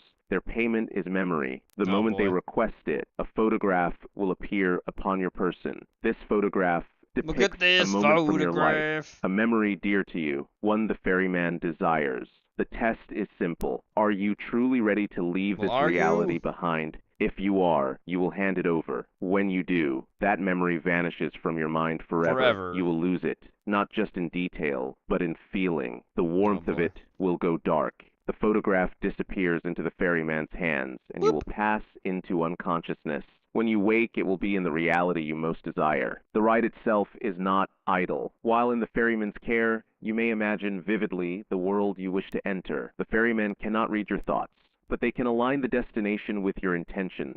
The universe is infinite. Its reality is uncountable. Every dream, every nightmare, every absurdity exists somewhere. You may choose a world where adventures never end, where you fight beside creatures from childhood fairy tales. You may choose one where dinosaurs were never wiped away, and humankind lives among thunder lizards as equals. Some long only for a world free of anomalies, where life is simple and safe, where the worst threat on a quiet street is the fear of a common thief. It is possible, though perhaps unimaginative. And as a word of warning, never choose a world where everything is made of chocolate. It may sound whimsical, but gets boring very quickly. But what if you cannot pay? What if the photograph that appears is too precious, too sacred to lose? In that case, you will awaken exactly where you met the ferryman. They will vanish and your chance will be lost. They do not take refusal lightly. The next time you wish to seek them, it will be far more difficult. The path narrows each time one hesitates. To outright deny them with politeness may spare you punishment, but it closes doors. Should you attempt to cheat them, rob them, or threaten them, what happens next depends on their mood. In the kindest case, you are returned to your world unharmed, but such mercy is rare. More often, those who disrespect the ferryman are left in realities that are less than desirable. There are stories, hundreds of them, of those who mistreated ferrymen and paid the price. A doctor, arrogant and cruel, attempted to strike a bargain beyond the price. He awoke in a world where humanity had devolved into twisted eyeless creatures of the night. Creepy. For 5 years he endured, unable to escape, because he could never create a memory worth surrendering in that place. A woman who spat in one's face was left in a reality where the earth had drowned, oceans swallowing continents, the sky black with storms. She survived for a time, clinging to rafts of debris before somehow finding another ferryman and pleading for release. And perhaps most grim, 2 teenagers attempted to rob a ferryman outright. They awoke in a world where the dominant life form had evolved not from apes, but from rodents. Oh boy. A civilization of vermin who farmed and consumed humans as livestock. Oh God. These stories, unlike the many myths that circle around the ferrymen, have been verified. Survivors of these encounters have returned and given testimony directly to the Office of Anomaly Safety. Oh, I see. In 2001, we were permitted something extremely rare, an interview with one of their kind. The ferrymen spoke reluctantly of their beginnings. Long ago, they were disciples of an ancient god, the god of memories. The name of this god will not be shared on the request of interviewed individual. The ferrymen explained that gods are not like us. They do not die easily. They fade. When their names cease to be chanted, when their stories cease to be told, they drift into silence, into something like death, but not final. The god of memories was forgotten on his own world. As he reigned, he gifted his most loyal followers with eternal life and the ability to traverse realities, ensuring they could continue where he could not. Thus, the first ferrymen were born. For millennia, they wandered, exploring realms beyond imagination. They grew restless, searching not for refuge, but for meaning. It was during these travels they discovered ancient methods, ways by which a god could be revived. There were 3 paths. The first, to make enough people chant the god's name once more, to rebuild faith until it became reality. But this path was dangerous. The ferryman knew that with countless voices, countless interpretations, the god might revive corrupted, twisted by the expectations of those who barely understood him. The second method, to gather in abundance the very object the god governed. In this case, memories. This was the path they chose. There was a third path that they simply refused to share with us. At first, they harvested by force, stealing, robbing, tearing memory from unwilling minds. But they soon abandoned this. It was too slow, too violent, and they feared such harm might taint the god's return. Instead, they turned to service. They offered choice, a fair exchange, a life for a memory, a new world, in return for a treasured fragment of the old. And thus, the ferrymen became what they are now. According to the ferrymen we spoke to, their work will take time, only a few 100,000 years, a mere blip in their eternal existence. But eventually, with enough memories collected, the god of memories will awaken. There are some misconceptions that must be dispelled. Many believe the ferrymen are human. They are not. They hail from a civilization far older than ours, a species that reached sentience before humankind's first spark. Their natural form is alien, unrecognizable, but they do not appear as such. They explain this themselves. No one would trust an offer made by a creature they could not even comprehend. So they adapt. In every reality, they take on the likeness of the dominant sentient life. In our world, they look human. Elsewhere, they may look otherwise. This power, they admitted, was not a gift of their god. It was something they learned themselves during their endless journeys through reality. The ferrymen endure, they wait. They do not rush, for eternity is theirs. They are neither kind nor cruel, only consistent. They offer escape, but never without cost. And in the quiet transactions of memory and desire, they are building something greater than we can imagine. Whether this revival is to be celebrated or feared, we do not know. Dusk Broadcast signing off. Stay tuned, stay safe. Alright, thanks for that, Shrimp.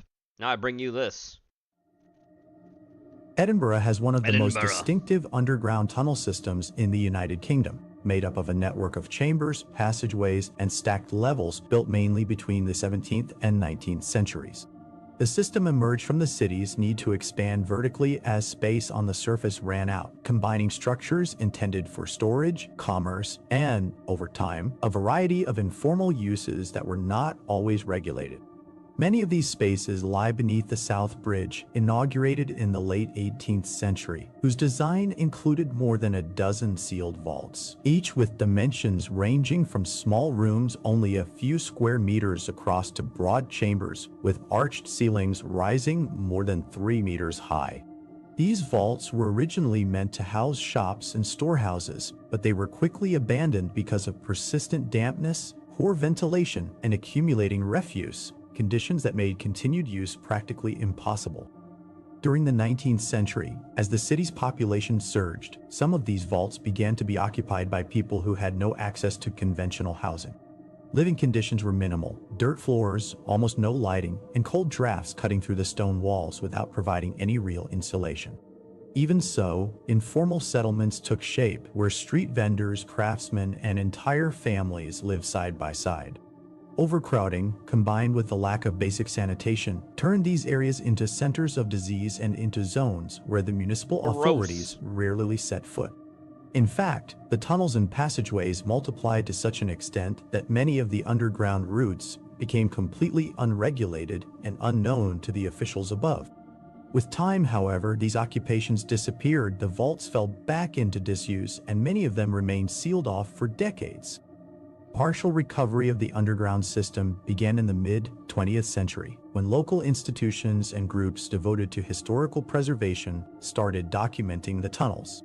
Their surveys made it possible to record the layout of the chambers, the structural variations resulting from successive renovations, and a series of objects that bear witness to the many uses these spaces have had over the century. At the same time, public interest in the site grew, due in part to accounts tied to its less documented past. It was in this context that, after a British Broadcasting Corporation documentary in 1995, which aired only in fragments, the authorities stepped in following a series of incidents reported by the documentary crew. The team claimed to have witnessed and recorded areas that could not possibly exist beneath Edinburgh, along with traces that were unmistakably at odds with the known history of Great Britain. Once the British Royal Security Service intervened, a report leaked in 2001 revealed the following account of one of the lesser-known mysteries of the Edinburgh vaults, a matter that even today appears to remain under strict secrecy and protected access, especially regarding the sectors the British Broadcasting Corporation team ventured into. The report describes this section of the vaults as a network of brick-built corridors and underground tunnels, whose functional layout resembles that of a drainage or sewer system. The overall condition of the structure is marked by collapsed segments interspersed with relatively stable sections, making exploration particularly difficult. Ambient temperatures are extremely low enough that a footnote advises any explorer to wear proper thermal clothing to prevent hypothermia and, in more severe cases, to avoid skin injuries caused by ice formations found on some of the walls. The layout of the system suggests it was built or staged according to standards from the 15th century or earlier. Its condition shows the kind of natural structural wear and material obsolescence you would expect from such an old construction, yet, paradoxically, the structures remain intact. However, in these same areas, researchers found remnants of radios, cassette tapes, and articles of clothing that clearly do not belong to any remote period when the system might have been built. The water running through the entire network of tunnels is unsafe to drink, contaminated with trash, toxic compounds, and heavy metals. On top of that, the liquid remains in a state of permanent stagnation, increasing health risks and making it difficult to handle. Oh, great. Direct contact proved extremely dangerous as well, since in many areas the water's composition shifted into substances resembling acid. During the exploration of these sectors, investigators observed anomalous features in certain passageways that would suddenly change size, either narrowing or expanding to grotesque proportions, causing severe disorientation. All of this happened in the blink of an eye without any sound indicating a physical restructuring. Sudden changes in lighting conditions were also documented. In various sections, metal drainage grates allow a faint light to filter in from what is presumed to be the outside. However, every attempt to open these grates has failed. I see. Another striking detail was the presence of candles placed in multiple corners of the passageways, suggesting that some kind of pagan ritual might have taken place at some point. Still, there was no evidence linking the site to any known religion, as the only ritual-related objects besides the candles were a set of masks. Aside from these specific details, the passageways are usually filled with a black mist, a water vapor tinted with coal dust, which, while potentially toxic after prolonged exposure, did not pose any immediate danger to the first people who entered the tunnels. Another significant section of this vast tunnel complex corresponds to the so-called flooded areas. These zones appear to have a depth similar to the rest of the passages, but once in contact with the water, explorers have found pits where, without strict safety measures, a person could easily end up sinking several yards below ground and drown. Oh, great. Any attempt to recover those who have fallen in has proven don't even exceptionally try. difficult due to the water's contamination and its composition, which differs from ordinary liquids and prevents the use of conventional rescue methods that rely on tracking air bubbles to determine the way out. In addition, the presence of floating debris is considerably higher than in the shallower sectors. Documents suggest that the ritual areas, where candles and masks have been discovered, tend to be located near the flooded tunnels. Within this immense network, determining day and night cycles is no simple task. Many electrical devices malfunction, and even mechanical ones, such as hourglasses, show gravitational irregularities. Likewise, every grate that should indicate the presence of daylight also emits light during nighttime in Edinburgh. Another oddity is the presence of traditional polyvinyl chloride pipe systems that produce the usual sounds of wastewater flow, yet no one has been able to trace them back to any residential area. That looked like something out of There is fucking simply Mario, no to be record honest of with you. homes using such piping in the zones where these tunnels are believed to lie. Finally, the greatest danger relates to the sudden rise of water that floods many of these passages, an event that occurs entirely at random at least twice a day. The mechanism behind it remains completely all these unknown. horrible things. Imagine having to deal with this. Hi, Dakota. Can't be worse than living in India. I mean, you have a point. You have a point, Jim Buffer.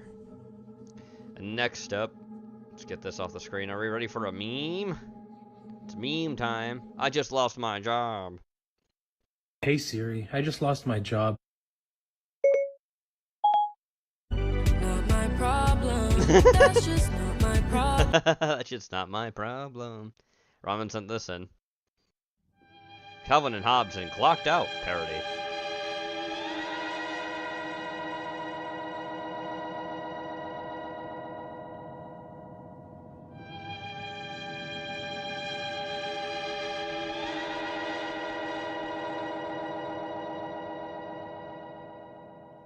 Disclaimer. I'm already terrified. I am already fucking terrified. I'm not gonna lie, it spooked me. I am spooked at it. Timothy Crosby. It's not Tom. Locked Out. Calvin and Hobbes also famously created by an Ohio comic strip artist too. Oh boy. Oh boy. Oh, it's real background, so it's fake hair. I don't know if I like that. Wake up, you little Wake up. I heard Ren and Stimpy already.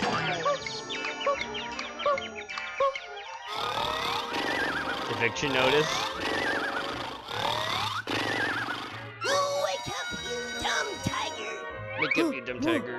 Oh yeah. Okay. Ready to go to Stink Cheese Elementary? Stink cheese? You know I do! Oh god. Kids, go eat your breakfast. They really did. Oh god. Smiley O's. I'm terrified.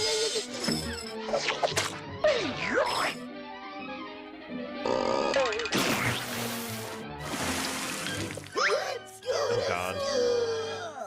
School. Prepare for liftoff. Liftoff. Whoa. Terrifying. I'm suddenly. Okay, class. Turn to page 23 in your math books. More like. Uh-oh. Farted. I am unsettled. Just unsettled. You hear something? No. School's out. Well, she's just dead. If she wasn't a cartoon character, she'd be dead. Man, I hope my alarm clock isn't mad about this morning. Totally is. Well. No, but Grandfather Papa clock. is. No, but Grandpa is.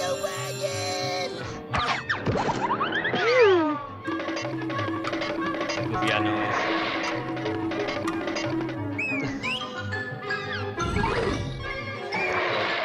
What the fuck?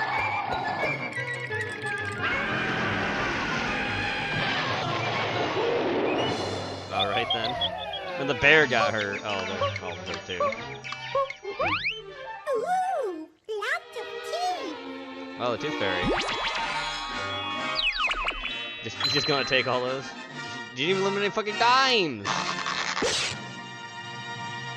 Or nickels or quarters or either one. Thanks for that, Ramen. That was terrifying.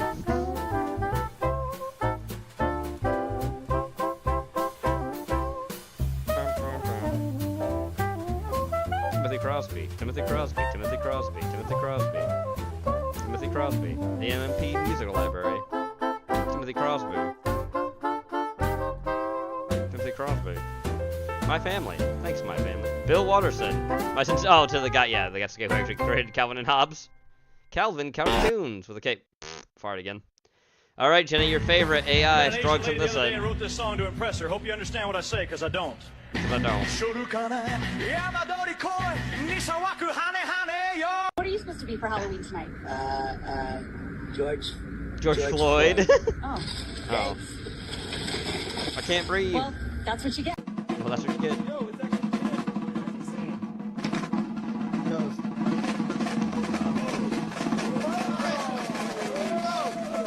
Unhand, time to take a dip. Oh.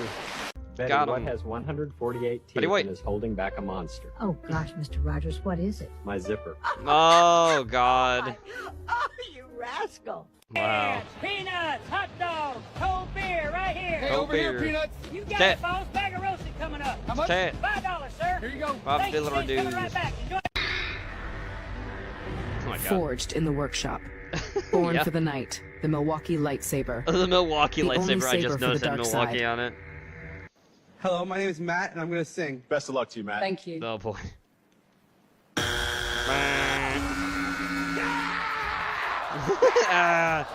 Oh, Jesus. A turtle. When the pros hang up their tool belts, they pick up the thrills. Welcome to Milwaukee Tool Park. Milwaukee where roller Tool coasters rip Park? like circular saws, pendulums swing like God. reciprocating blades, and every bite. Mr. Rogers, why are you wearing that? I'm wearing this because you probably got a million fucking diseases that haven't even been fucking named yet. Sydney Sweeney. Well, I just want to tell you I really liked your costume. It's not a costume. It is Blanca. Nah, I wasn't insulted. I actually forgot it was Halloween. No, I really forgot it thought was that guy Halloween. was a ghost. I was terrified. I hate ghosts. I was So terrified what do you of do him. for fun at the pumpkin patch? I go around and smash pumpkins. Smash pumpkins. This one got extra seed in it. Oh, no. Bob Ross. Nice and easy. Nice and easy. Just like that.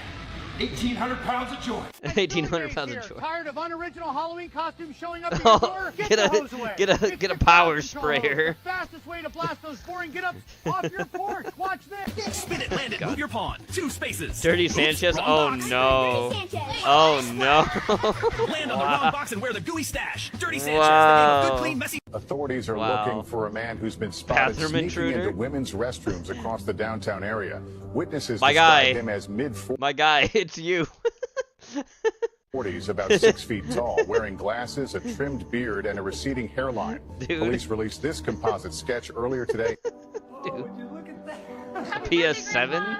PS17. PS17, excuse me. Grand Theft Auto 6 ready to go? Yep. Is Grand Theft Auto 6 ready?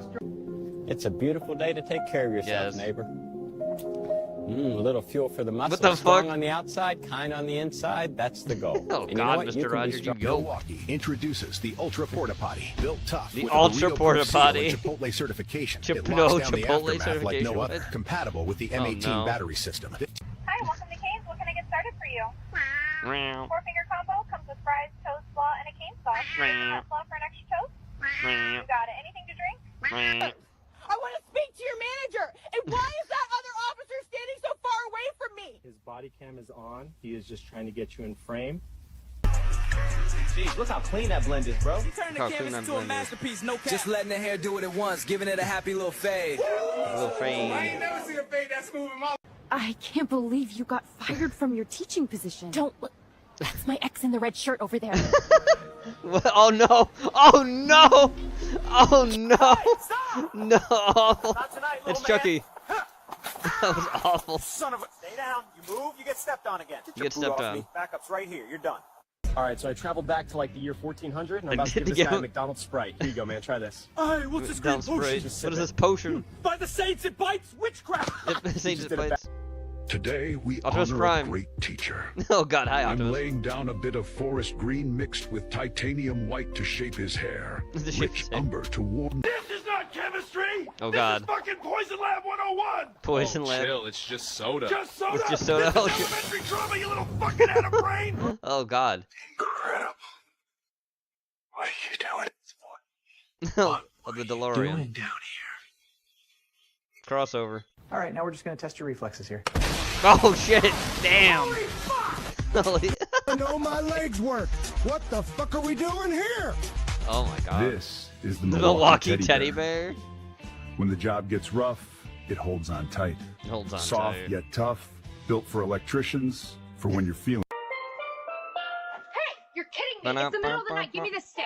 No. No more steel drum solos tonight. Understood? Oh god. Live action SpongeBob. I hate it. Zombie Chihuahua? Novel by Stephen King. This summer, terror comes on 4 tiny Oh legs. god. Stay Cujo? back, No, what the Cujo. Girl, you need a bath and you're smelling like tuna and dirty cheese. It's funky. It's funky. Thanks, Elvis. Ooh. What you've brought is a well-loved spiky squeaker, soft rubber, still retaining most of its spikes, though God. the color's Antique road faded trip, a and the dog squeaker's treat. peeking through Like here. dog May toys. I- Oh, No. Clapping cheeks? Oh no. It's been going for like 5 Oh minutes. no! A game? A new workout? Could be them high-fiving each other. A Oh lot. no. It's so Introducing bad. the unexpected Doritos watermelon flavor, juicy summer sweetness. Met Watermelon with that classic flavored Doritos. crunch, crisp, Yeah, of course, that's cool the person who's gonna watermelon, eat 'em. Only for a limited time. Grab Only the a bag limited before- time. Come on, buddy, push it out. You guys, I almost wouldn't there. doubt that being an actual Doritos Yes, flavor one at more. some Let's point. go. Breathe, breathe. Good. Push. That's it. Lock it out. Yes. This is an extraordinary find, truly remarkable. It appears to be a first edition knob gobbler in good condition. knob At gobbler? auction, Yeah, this they could would fetch make this. $250,000. You're kidding? Not at all. Sir, step aside. We need to check your bag. Bag? What bag? Bag, I don't what have bag? a bag. I'm naked. I'm naked. We have a report you stole a credit card.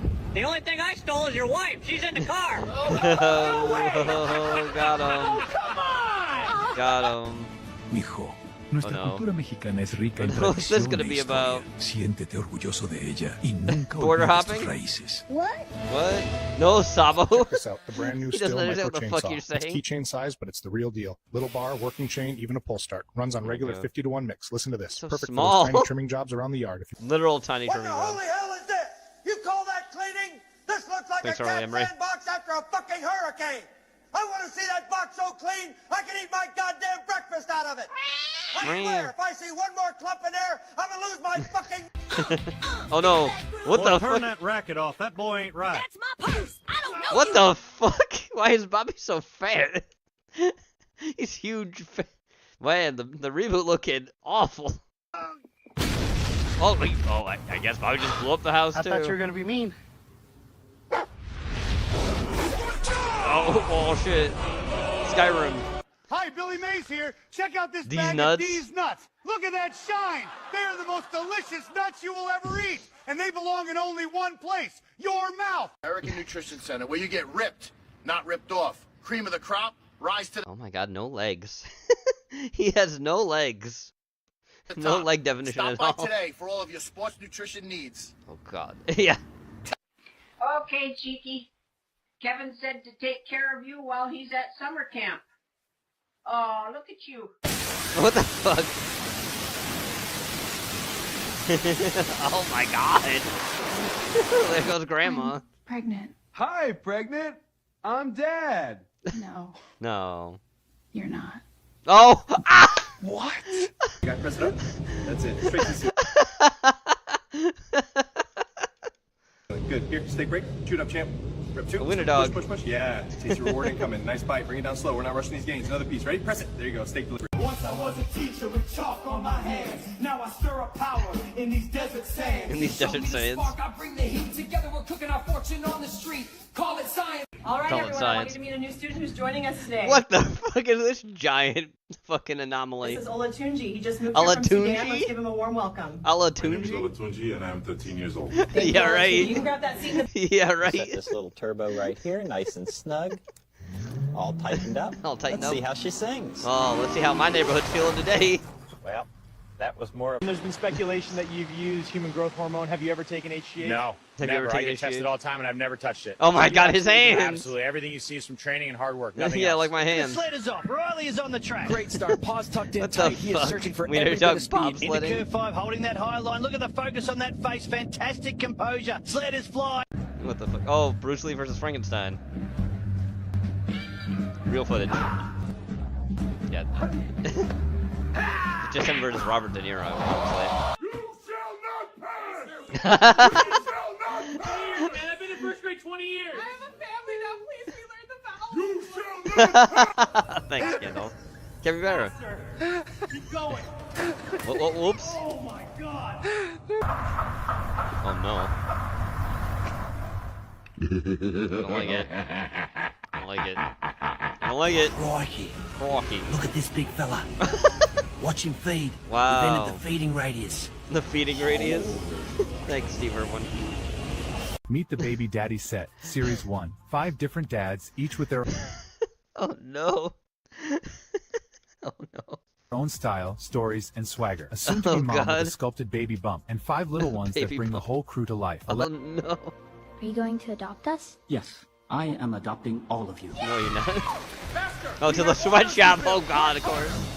My own course. sweatshop. My own sweatshop. making sure I survive the night. My mission is to protect and preserve the last banana that's rotting under your bed. The last banana that's rotting under your bed. What? Oh. And to fluff your mom. What Okay, the first fuck? pass with the new heated shovel. Watch this. Heated it's literally shovel. melting the snow as I go. I can see Look that. how shiny the driveway is getting. That's Oh, jeez. wild. You're gonna Right, that's slip one on that strip shit. done. I am obsessed. Turn your truck bed into the ultimate job site escape. Milwaukee's Pool Conversion Kit drops a heated Milwaukee's pool conversion kit. Just say it's a hot tub. jetted tub right where your gear rides. Digital controls dial in water temp and lighting, while rugged pack-out storage. What in the world? The whole house just crashed through the Whole stage. house? That's not even part of the Full set. Look hou- at it's- that. oh, There's it's somebody coming out Dorothy? dressed like it's 1939. What The the Munchkin fuck? wrestlers don't know what to do. The fuck? Introducing Alcoholic pizza? Classic cheese baked to golden perfection, then taken next level. We pour real bourbon straight onto the pie and Real flame it to bourbon lock in bold, pizza. smoky flavor. It's a boozy bite. Dude, that tastes like ass. Lurking around the campground scaring hikers. People are panicking. I'm tired of getting these calls. You're a huge guy in a hockey mask. No one thinks that's casual. Just watching the Then leg. watch from a distance. I'm just watching the leg. It's a Jet 2 holiday. The Jet 2 Right holiday. Now, you can save 50. Need a God. bed that's comfy now and convenient later? Meet the Wow. That's awful. Wow. Wow. Damn. Looks like a fucking, I know what it is, but it looks like a shoebox. Easy Rest coffin bed. Built like a box, feels like a cloud. Oh my God. Saves the kids a whole phone call. Cement, dirt, Oh. sawdust, Oh, even Milwaukee a pinch of coffee. sparks. If it makes dust, the Makita cordless Never coffee mind, maker turns it Makita, into not fuel for your Milwaukee. day. Brew anywhere with anything. Makita, power. Just a little touch of turquoise. Let it dance right along that Booty. curve. She's standing in a warm afternoon light, so we want the glow to travel across her dress. There we go, soft and smooth. And we'll give her hair just a kiss of I want to beat your ass. Oh, is that Logan Paul versus Einstein? Round 4, a minute 15 to go. Keeping the guard high. No, trying to he, press center. Weinstein will totally beat his ass. And another big right hand. Down goes Bree. Disney presents Oh, God. this summer, one woman, one Oh, van, no. one outrageous craving. I just Oh, need no. that cream. Trust me. It's Oh no, she wants to be cream pied. Oh no. Oh no. for the greater good. Oh 1,000 God. men And 1,000 very men? hungry jar. What a That's some good whore. vitamin D. pied. Vitamin only in- D, yeah, I'm sure you want some vitamin D, alright. She's limited edition. She's limited edition. Bro, Bro. it's a pillow. She's Bro, more it's than a that. pillow. Bro, it's a pillow. Meet Shanae, LaQuindra, Shanae? Diamond, Quisha, Tangerina, LaFonda, Shanice, Precious, Velveteen, Jackson, Thompson, Washington III, Oh, she's still not done with the fucking name. Esquire. She stays ready. Now it's Tap done. that start button. And Holy boom. fuck. Ultima activated. Room included. The push start I eventually was set from fatigued the by real that big name suit. alone. Available now. Hi, Billy Mays here with Queef Cologne. Queef the bold, Cologne. airy fragrance that stops Oh, people no. in their tracks. We blended fresh lavender, crisp ozone, and a spark of pink pepper for a... Pump it up and make it peaceful. With the Play Pretend Mortician playset, you Oh, can honor a life no. the fun way. Use the gentle Wow. preserver, tuck them in the satin coffin, and add flowers for that Wow. final touch. What the fuck? Introducing the Sad Cowboys Fan Playset. Everything your little fan needs for another rough Sunday. Oh, Tiny TV no. with a big loss, check. Mini tissue box included. It's okay, bud. There's always next Batteries not in. We heard 6 or 7 gunshots. A How do you feel? 6-7, of course. 6-7 joke. I'm really nervous living in this neighborhood. How about you? I'm retarded. Grilled cheese. Grilled cheese. Just when your job means money, real money, you need Literally- a printer you can trust. Introducing the DuraPrint 2000, the first Literal fraud. desktop unit approved to produce genuine United States currency on demand. DuraPrint. Literal Make it- fraud. You But can't Kelly, be doing that. I love you. You promised we would go steady. I'm Zach Saved, Morris. saved by the Bell with apes. The fuck? He's going ape. He's going ape. Introducing the Milwaukee F22 Fuel. Milwaukee's just out here making like everything. M18 power, brushless turbine drive, and sync precision control. Built to dominate the skies. Can I still put it in Mr. a case Rogers, This is though? my new card. Bone with a taste for... Oh no. Oh no. Oh no. Mr. Rogers, walk away from this man. Mr. Rogers. Mr. Rogers, walk away from this man. You don't want to talk to Bateman. He's not a good neighbor. watermark. Well, Patrick, that's very handsome. The Oh, lettering Patrick. is so quiet and polite. It feels nice, too. I'm glad you like it. I do. Thank you for sharing.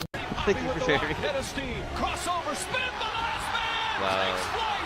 Happy eye. Afternoon, sir. The reason for the stop is the load in the back of your truck. You got quite a few propane Cleve cylinders says he there. owns Yes, some sir. Name's Milwaukee Hank Hill. I bidet. sell He might. propane and propane accessories. Oh, Just she's a tank in live action.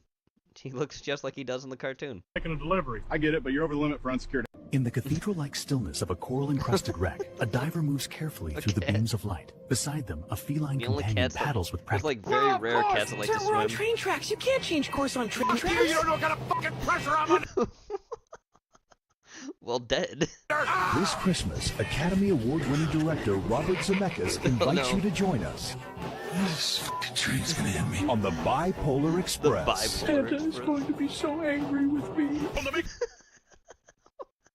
El Drywall. Valero. Of Hombre del Yard comes Oh, Hombre del Yard. the only action figure covered in real drywall dust. He drinks on the job, breaks for bean taco lunch, stands with a duct tape pole, and makes a mess wherever he goes. Turn up the música, viejo! Includes Viejo. boombox blasting Mexican jams, and yes, he even brings his wife to work. Each set He even brings his wife to the work. new bag of smashed assholes. Only at McDonald's. What? Crunchy, salty, and kind of weird, but I Oh love no. it. Grab yours while you I can. hate it. They're here for a limited. Hello? Please, Hi, Pooh. just $20 for a little smackerel. Oh, I just no. need it. Pooh, no. The honey is so good this morning. The Pooh, bees on the no. corner, they aren't giving out samples. Please, Oh no. Rig Series 2015 Nissan Altima Street Level Edition. Missing front bumper cover. 2015 Street Level Edition. Cracked windshield. 3 spare Yep. tires. The CVT slips. Oil's low. Brakes grind. Every detail on point. Every detail on point. Comes with ebony figure and This Ebony holiday, figure. a new hero takes the call. Redeem. No, do not redeem. Do not redeem. Do not redeem. Streaming this December. Do not redeem. It's too late. Oh no, a cat. No, don't grab the kitty. Kitty. Wife. Meet Well. Indy, the indecisive wife. She says she's not hungry. I'm not hungry. Then eat Oh, reality. half your fries. Actually, can I have a fry? Have Date a night fry. mode. She'll tell you don't have to go. We don't have to go. Then get upset if you don't. Dinner choice. Wow. Let me on, you. I'm freezing my ass off. Freezing my Fred, ass if we off. both get on, we both sink. Be neighborly and hang on. Neighborly, my foot. Okay, thanks, Strog. Alright, Ramen, this is from you again. Caught Previously smoking. on Yep. Eli Chester. I got Yes. alcohol poisoning, and I had to go to the Yes, yes, you hospital. did. My parents were upset, but I hadn't faced any severe consequences yet. Not yet. It was looking like life would return to normal, and I could But- resume my study of mind-altering substances. But Monday morning was business as usual. My dad dropped me off at school, and I waited for him to leave before disappearing into the alley. My friends and I would meet there every day and smoke weed before school, and then go to class high. Oh, boy. Everyone at school knew what happened over the weekend, and I enjoyed retelling the story. But course you besides that, it was a regular day. On the way home, I would sometimes smoke weed with Duff on the bus. Our bus driver was a family friend, and I'm not sure if he ever smelled it, 'cause he never said shit. He didn't We would say sit all the shit. way in the back, and tell everyone to open their windows, Oh, and boy. hold the smoke in for as long as possible before exhaling through Wow. dryer sheets. On this day, I had brought my bowl, and Duff brought his weed. So we did our thing as the underclassmen looked on. Oh, no. As we pulled up to the bus stop, I noticed that my dad's car was parked there, which is alarming because he's not supposed to be there. And I'm high as fuck. Uh-oh. There was absolutely no way to get the smell off me before I reach him. Hopefully he's just saying hi, and I continue walking with Duff. As I round the front of the bus, my dad yells through the open window for me to get in the car. Get in the car. Resigning to my fate, I opened the door and sat shotgun. My dad pulled away in a hurry and started to explain what was going on, but he only got out a couple of words before he was hit with the overwhelming aroma. He stopped what he was saying to absolutely flip the fuck out, and then went on to explain why he is there, but now in a much louder voice. He said that him and my mom found out that my older sister has not been going to her classes in college, and my parents are planning her a surprise visit to bring her back home, because she's probably doing what I'm doing, drinking and smoking weed. The original plan was for just my mom and my dad to go, but my dad said there's no way that I was to be left home alone, so I was ordered to go with them. We went in our front door, and I was greeted by my mom, who instantly knew I was high. As if she knew where to look, she went straight to the inside breast pocket of my jacket and pulled out the bowl. I just stared straight ahead, thinking that if I didn't smoke weed on the bus, I wouldn't stink and wouldn't have gotten caught. I could have been smoking this bowl as my parents departed, and I would have had a splendid time in their absence. She kept on her search, looking in every pocket for weed that didn't exist except in my bloodstream. Once she was satisfied I was clear, we took off on our almost 4-hour journey each way. It was a surreal feeling. I was high and my parents knew. I just zoned out as my parents were getting all gassed up to see my sister. We pulled up to my sister's college and found her dorm room. She wasn't there, so we waited a bit. I told my parents I had to take a piss, and they let me go to the bathroom in the hallway.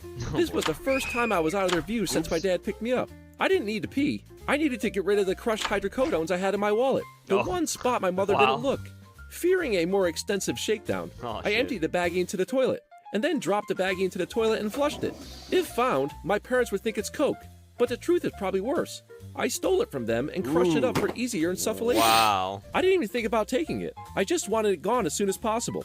My sister was obviously surprised by the visit and became distraught. She said goodbye to her friends and got in the car. We drove back and I heard the entire speech from my parents for a second time. The very next day, my dad drove me to a treatment center for fuck-ups under 18. I met my counselor and set up a schedule for one-on-one appointments on Mondays and group sessions on Wednesdays. Oh boy. I was drug tested every week after the one-on-one sessions. So I would only smoke weed right after the drug test. Of course. I went in as an inexperienced drug addict and came out with a solid understanding of the next drugs I wanted to try. Oh, great. Thanks to all the older kids I met during the group sessions. Oh, no. After 6 months, I was able to end treatment and resume my regular drug use. Oh, my boy. parents thought this was the end of my adventure with psychoactives, not knowing that my use would continue for years to come. Oh, and this was only my first of 3 trips to rehab. Now let me back up a little. Boy. The day after we picked up my sister from college, I got to school, but I don't go to my usual smoke spot. My younger sister had told my dad that not only do I smoke weed after school, but I smoke weed before school. And how did she find out? Ethan, of course. Why he felt the need to tell her that, I'll never understand. But at the time, I had no idea how my parents found out. I go into school sober as a judge, and was confronted by Eric, a member of the Smoke Weed Before School in the Alley Club. And he said I ratted about the smoke spot, and I was going to get jumped. Now, Eric is about 5'3" and 100 pounds, so I wasn't scared of him. But I felt my world crumble as he said that. My social network was falling apart, along with my home life. I didn't rat on anybody, and they're all pissed at me. Even Tom, one of my best friends at the time. He was convinced that I had turned state's Never trust evidence, a Tom. and I was taking everyone down. Even Pat distanced himself from me. As time went on, everything calmed down, and things returned to normal. I was never jumped, and they noticed nothing changed. They still smoked at the spot anyway, with no negative consequences. Everyone eventually forgot, and I was allowed to smoke before school in the alleyway again. We all learned the truth about how my parents found out. But by that time, the smoke group didn't care, and they didn't apologize. But I never forgot how my drug-using friends treated me. Subscribe to Eli, Chester. Fucker. Fantastic. Alrighty. Now, a video from Strog. Here we go. Absolute Batman is hardcore. Stay on lookout. No telling if Batman might show up. Batman? What's he gonna Batman. do? Throw a batarang at it? Freeze. Jesus Christ, Batman, how'd you do that? Well, I had to. They were robbing a safe or something. No, no, why? How? You fucking atomized them. Robin, you need to understand, we're no longer in the cute and cuddly world we came to know. This is the absolute universe, where everything is sick and twisted. Because and it's fucked dark up. side They're universe. dead. Why did you have to go that far? Robin, look at me. I am physically incapable of any less force than that. Well, why is that? This world has changed everyone, Robin. Look at Absolute Wonder Woman, who's a total Amazonian badass. Absolute Martian Manhunter, whose mythos has shifted into complete insanity. Yep. And Absolute Superman, who... I mean, no one really knows what's going on with him, but he looks cool. Yeah, why are you this It's big? what's required of me to fight crime in this dark and twisted world. Yeah, never do This pills dark ever. mirror of our reality Never is done chewed up pills and ever. spit out by rogues gallery into monsters beyond your comprehension. So far gone, they're barely recognizable. They took Killer Croc, and now he's bigger. Now he's bigger. They took Bane, and Now he's bigger. But then there's me. And Now you're bigger, yeah, all right. Trust me, that's not even the worst of the worst. Oh man, they're sick in this world. You wouldn't even believe how weird and fucked up the villains got here. Sample text.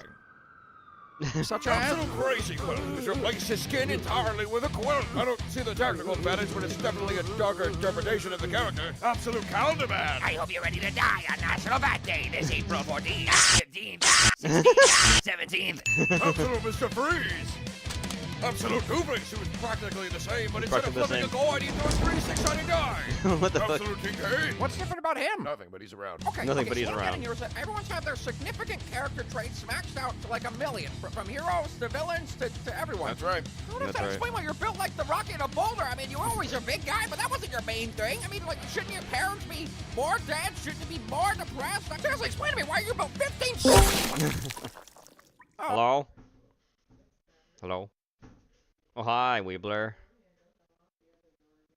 Hello, Gabagoo. Gabagoo. Over here. Gabagoo. What's up, Gene? Not much.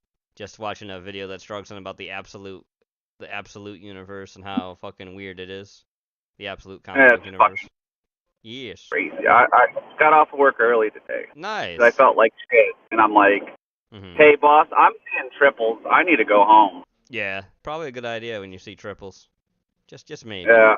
Just maybe. Honestly, I should have called off of work today, but I didn't want to like leave her fucked. One of the guys I always buy food for is like, bro, I'll close for you tonight. I fucks with you. I'm like, why? Thank you, fine young Negro. That's right. Are you still at the same place, or are they moving you to the new one yet? After not this schedule, but after the next schedule, then I'm heading back to my store. Yeah, that's like 5 minutes away instead of like fucking an hour away. Yeah. And they're like, oh, hey, you know, you're going to be taking a pay cut, right? And I'm like, dude, he is so desperate for people because guess who got suspended? Who got suspended? The guy that replaced my trainer got fucking look at that. suspended for possible theft and other things. Oh, boy, howdy. Who could have ever seen Boy, that coming? howdy. Oh, God, yeah. Moving a black guy to White Landia and immediately shit. Never Get heard of that fucked. one before. You can take the nigga out of the hood, but you can't take the hood out of the nigga. That's right. But all right, I'm on my way home. I'm gonna stop and get myself something to eat and probably throw something at a homeless, and then I'll be in VC, be tortured. Yep, that's right. We'll see you then. Sounds good. Bye-bye.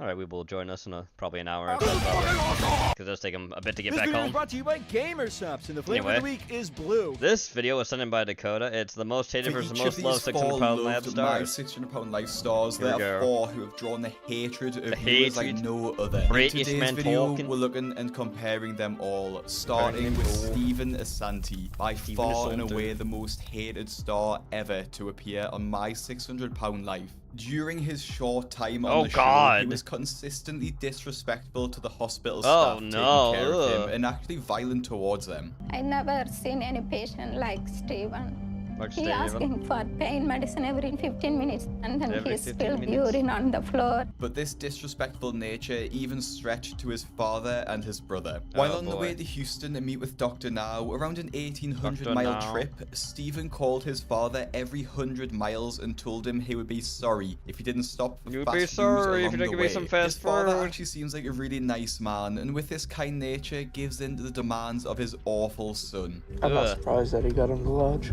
My father always caves into my brother's demands. Stephen was so big that he actually broke the bed he was in Wow. while being transported to Houston. Oh my God. And while in this moment of uncertainty, didn't even attempt to help or put down his iPad for a second. This course attitude not. really stayed the course for the show, and it makes you wonder why Stephen even appeared on it in the first place. After he got to the hospital, he was incredibly rude and demanding to the hospital staff, Of course he is. Look at him. misusing the call button to constantly call for food and Food. painkillers. Give me food.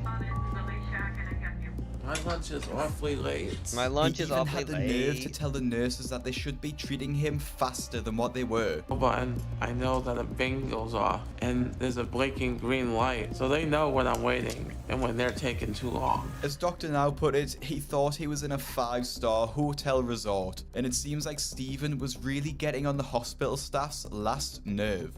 These people are really getting on my last nerve. I do express myself if I feel like something's not right, but I point it out and say it's not right, you know? Dr. Now gave Stephen a warning and told him to grow up and work on his behavior and behave how people expect you to in Texas. Let me put it in plain thing. He came from up Plain north, but this thing. is Texas. Yes, it is. You're gonna have to shape up in Texas. But this warning didn't go very far, No, and you of can course see not. the frustration on Dr. Now's face Dr. as he Now. actually interrupts the doctor's interview by pressing his call button.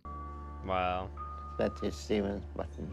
The final straw would be after Stephen made the ultimate entitled decision to order a pizza to the Wow. hospital, and this was the straw that broke the camel's back, and all sympathy left Dr. Now. If you want to stay in the program, you need to find a place to stay because you're not staying here anymore. Nope. Stephen was kicked out of the hospital and into the back of the car his father travelled down in. After Stephen said he had nowhere to go, Dr. Now said to go to a homeless shelter. He had a truly disgusting attitude, and many commenters loved the fact that Dr. Now kicked him out. I love how the doctor saw through his BS and protected his staff. The irony of a 600-pound man complaining that his hospital staff isn't moving fast enough is just insane. Although Stephen was undeniably the most hated, the next patient we're looking at is one of the most loved in the community. Henry Foote appeared in the first ever season of My 600-Pound Life and really was an almost instant fan favourite. He won fans over not only with his inspiring story, but with his warm personality, positive attitude, and his sheer determination to turn his life around. He also had a heartwarming reason for losing weight, as he wanted to lose weight before his high school reunion. When he first met Dr. Now, Henry he Foote. weighed a staggering 750 Damn! pounds, which is certainly one of the heavier patients to meet with Dr. Now. Despite this though, he knew he needed a change and would do anything in his power to lose weight. In a show of sheer grit, he refused to be pushed to the bathroom in a wheelchair and instead told doctors surrounding him that he was going to walk there himself. And he revealed that before they started filming, he was actually an operations manager of a transportation company, but now is a bus driver. However, instead of being upset about it, he has an incredibly humble outlook on his new career. This may look like a step down, but it's a new beginning. Henry's work ethic shone through with his weight loss, losing Damn. around 300 pounds near the Wow, end of his weight loss holy journey. shit. However, this was not without complications, Well, yeah. as he actually almost Ooh, died on the fuck. operating table in Dr. Now's surgery. Damn. During a routine skin removal surgery, Henry's heart stopped on the operating table, Fuck. and he gave us an inside look on what he saw during this experience. That's all I like. It's just like having an out-of-body experience. Damn. Despite this, his weight loss journey was incredibly successful, and he looked like a completely different Yeah, man by the damn, end of the holy episode. shit. Fans in my 7 original years. video on My 600-Pound Life were all quick to share their thoughts on Henry, with him by far gaining the most amount of comments of people sharing their love. Rip Henry, oh, Loved he Henry died. Foote, Oh. such a sweet guy. So glad he married his longtime sweetheart and had so many happy times with her. What you may have noticed though is that my original video was about the patients who have Who died. unfortunately unfortunately died on the show, and Henry featured in that video. His cause of death was tragic and unknown, but people in the community shared their pain that he died. People actually went to visit his grave, heart but were quick to complications. I mean, realize when that you're his family that fat couldn't for that afford a long, it's headstone still for you Henry, could still have prompting heart people in problems the if you comment lose section it. to share their Just sadness unfortunately about this. true. Although Henry gained a lot of sympathy, the next patient to Look at this see piece Dr. of Now shit. would not garner so much sympathy, and would actually be one of the most hated to have ever featured on the show, and that is James King. James led a life of careless gluttony with no respect to those around him, which did not go unnoticed by viewers of the show. This douche pulled his daughter out of school to bring him food and wipe his ass. Wow, what an Pathetic. asshole. James isn't alone in this hatred though, with his wife Lisa catching some of the hate too. Starring in season 5 of the show, he did not have a positive attitude from the outset. He began his story by revealing he I'll be met right back, Lisa Chad. through his friend, and that Lisa was actually married to this friend at the time. What the But fuck? the two had an affair, which led I'll to be Lisa right getting back. pregnant with James's child, and James allowed this other man to raise kids he knew were his own. This fact alone has drawn serious criticism from fans, but it only gets worse from here. From the comment earlier, you'll know that he pulled his daughter out of school with the sole purpose of caring for him. His daughter and Lisa cook every single meal for him and look after him, which even goes to as far as wipe him clean when he goes to the bathroom on himself. After he finally got in touch with Dr. Now, he was put on a strict diet to lose weight before he made the trip to Texas, which his father needed to remortgage his home for just to give James the money and a chance at a new life. But James and Lisa threw this back in his father's and Dr. Now's face as he refused to stop eating deep fried and fast food. On the way to Houston to meet Dr. Now, he screamed and moaned constantly about the pain in his legs. Oh, it's too much. Oh, my foot. Ow.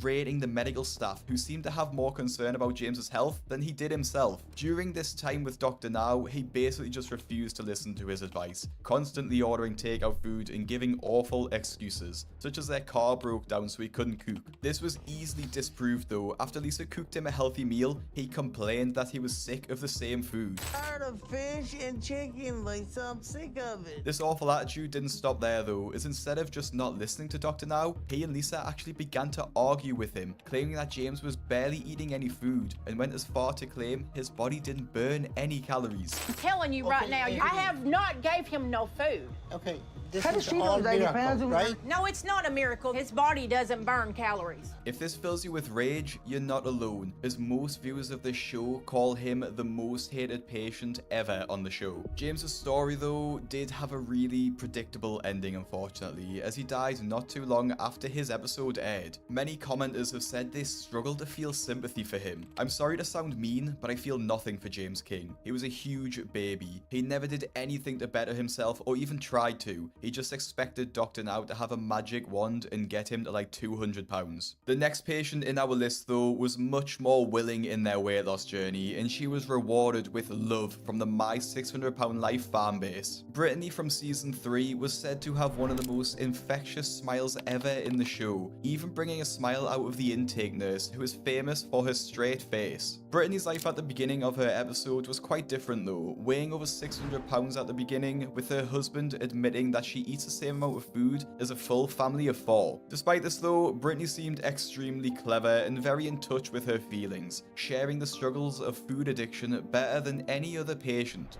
I will eat until I feel like I'm gonna throw up, and then that doesn't even stop me. And when I'm done, I think I'm the most nastiest, most disgusting person in the world. And then I need to eat more to make me feel happy. And it's just a vicious cycle. This openness led to a lot of respect from fans. No excuses, no victim mindset, taking 100% responsibility for his situation and made the choice to change. You cannot fail if you follow these steps. Well done to her, she deserves a lot of credit. And Brittany really did deserve this praise, as she stuck to her diet. Despite never even trying to lose weight prior to this, it was incredibly successful. She progressively lost weight throughout the show, showing off her weight loss and enjoying the newfound freedom she was gaining in her life. My life is so much better now than it was. And no matter how hard it gets, I wouldn't trade that for anything. After she was approved for weight loss surgery, the weight just fell off her, and fans were quick to notice the change in her mood. Her smile is contagious. When you see that kind of smile, it's a smile of pure joy and happiness. And this smile only grew as the weight was shed, and she walked into Dr. Now's office for one final time, weighing 272 pounds, which is over 300 pounds in weight loss. Fans weren't the only one giving her praise, with Dr. Now showering her with compliments in the office. Brittany has worked very hard and stayed on track for almost an entire year. And when she had a minor setback, she got right back up and she lost her weight. The next patient, though, did not receive compliments from Dr. Now and actually made the top of the list in Reddit's most hated patient on the show, and the most delusional. Penny starred in season 2, and calling her delusional would actually be a major understatement, after she told the EMTs she had lost 400 pounds, despite being dragged through her apartment just minutes before. At the start of her episode, she explains her life and says she may as well be a prisoner, as she is totally given into her food addiction and does not leave her bed even for the bathroom. This shame, though, does not seem to affect her. We're gonna bury her, and Liam's gonna walk beside her casket. Oh God. He's gonna watch his mommy be put in the ground. Wow, what a piece of before shit. He's 10 years old. She allows her family to run around after her, which includes her husband, who seems to be blinded by love for Penny, as he has totally devoted his life to looking after her and their son. Their son is who gains a lot of sympathy from fans of the show, as he is only around 8 years old and only knows his mother as being bedbound. I only feel sorry for the little boy. He deserves better. Apparently, his mother thinks food is more important than being there for him. Even though Penny did make a change and went to meet Dr. Now, people believe she was never going to try, even after needing the entire fire department and traffic control just to remove her from her bed. Shaun of Steel uploaded his reaction video to Penny, entitled it Penny No Effort, which basically sums up her entire time with Dr. Now. She did lose some weight in hospital, which isn't too difficult to do when you're being watched, and did get weight loss surgery. However, as soon as she gets home, her tune changed. She began eating deep fried food again, cooked by her enabler husband, and even began ignoring Dr. Now's phone calls. When she wasn't in the hospital, her eating was basically the exact same as it was at the very beginning of the episode. Something which she was just in complete denial about, as she claims she thinks she should have lost weight after being dragged through her apartment. Did you guys put an hand for your head so I can pretend I'm clear bathroom? What a bitch. I should be in the neighborhood of having lost about 340 pounds. Penny truly gave zero effort to the weight loss program and threw all the work back that Dr. Now and his team gave, which is the complete opposite to the next patient, who completed an unbelievable transformation. Justin McSwain from season 7 of the show reached an astounding 680 pounds before seeing the doctor, but by the end of the show, he was almost unrecognizable. Holy the top shit. comment from his YouTube video on his episode, He looks like Porky. Shows how people feel about him, and not just him, but his father. I cannot express how great Justin and his father are. He looks like and his after praise living on the was way, for he looks good like fucking reason, Porky. That's as not even a Justin joke. didn't let his tough starting point discourage him, as he lost like 100 fucking pounds Porky. in 2 months at the start of the program, which meant the doctor approved him for weight loss surgery with no issue. You have lost 292 pounds from day one I saw you. Yeah. Yes. So that's almost loss of 200 pounds in a year. Man. That's excellent. Bulking Porky, Fans yeah. love Justin for not just his approach to weight loss, but his kind nature, and of course the fact he clearly has a loving family and is always appreciative to them. After Justin had successfully turned his life Again, it's Porky. Look at that. around, he got a tattoo to commemorate the work. Texas? However, his father was so proud of his son that he actually got the exact same tattoo, which gave them both a heartwarming permanent reminder of the struggles they both went through. Justin and his father seemed to just do everything right on the show. After he accepted the psychological help from Dr. Now, stuck to his diet finally and lost went his to the shtick. gym, the pair won the hearts of the millions of fans. I am very proud of Justin and all the progress he has made over the past year. And he's been one of the most determined and hardworking weight loss patient I have ever had. And Justin got his rewards as he completed one of the greatest transformations in the God. show's history, looking like this by the end of it. The Like next Porky. patient, although she was successful in losing weight, had a completely piece of different shit. outlook on life. And YouTube commenters shared their rage as she basically used her son as a slave. Wow. Pauline appeared in season Ugh. 3 of the show and Ugly. was actually a record holder at one point, but being the heaviest woman alive alive on Earth. And her weight wasn't the only issue, as she enlisted her 21-year-old son to be a full-time carer for her. Wow. Both of their lives seem incredibly sad, as he spends his day on the computer in the room next door to his mother, who shouts for him whenever she wants something as simple as a drink of water or to go to the bathroom. She admits to abusing her position as a mother to force her son to do basically whatever she says, and because he loves her, he just does it. By me getting rescued, it's gonna rescue him too. I've sat here and prayed for something to save my life, and I don't know what will, because I'll probably die in my bed one day, and I don't want my son to find me.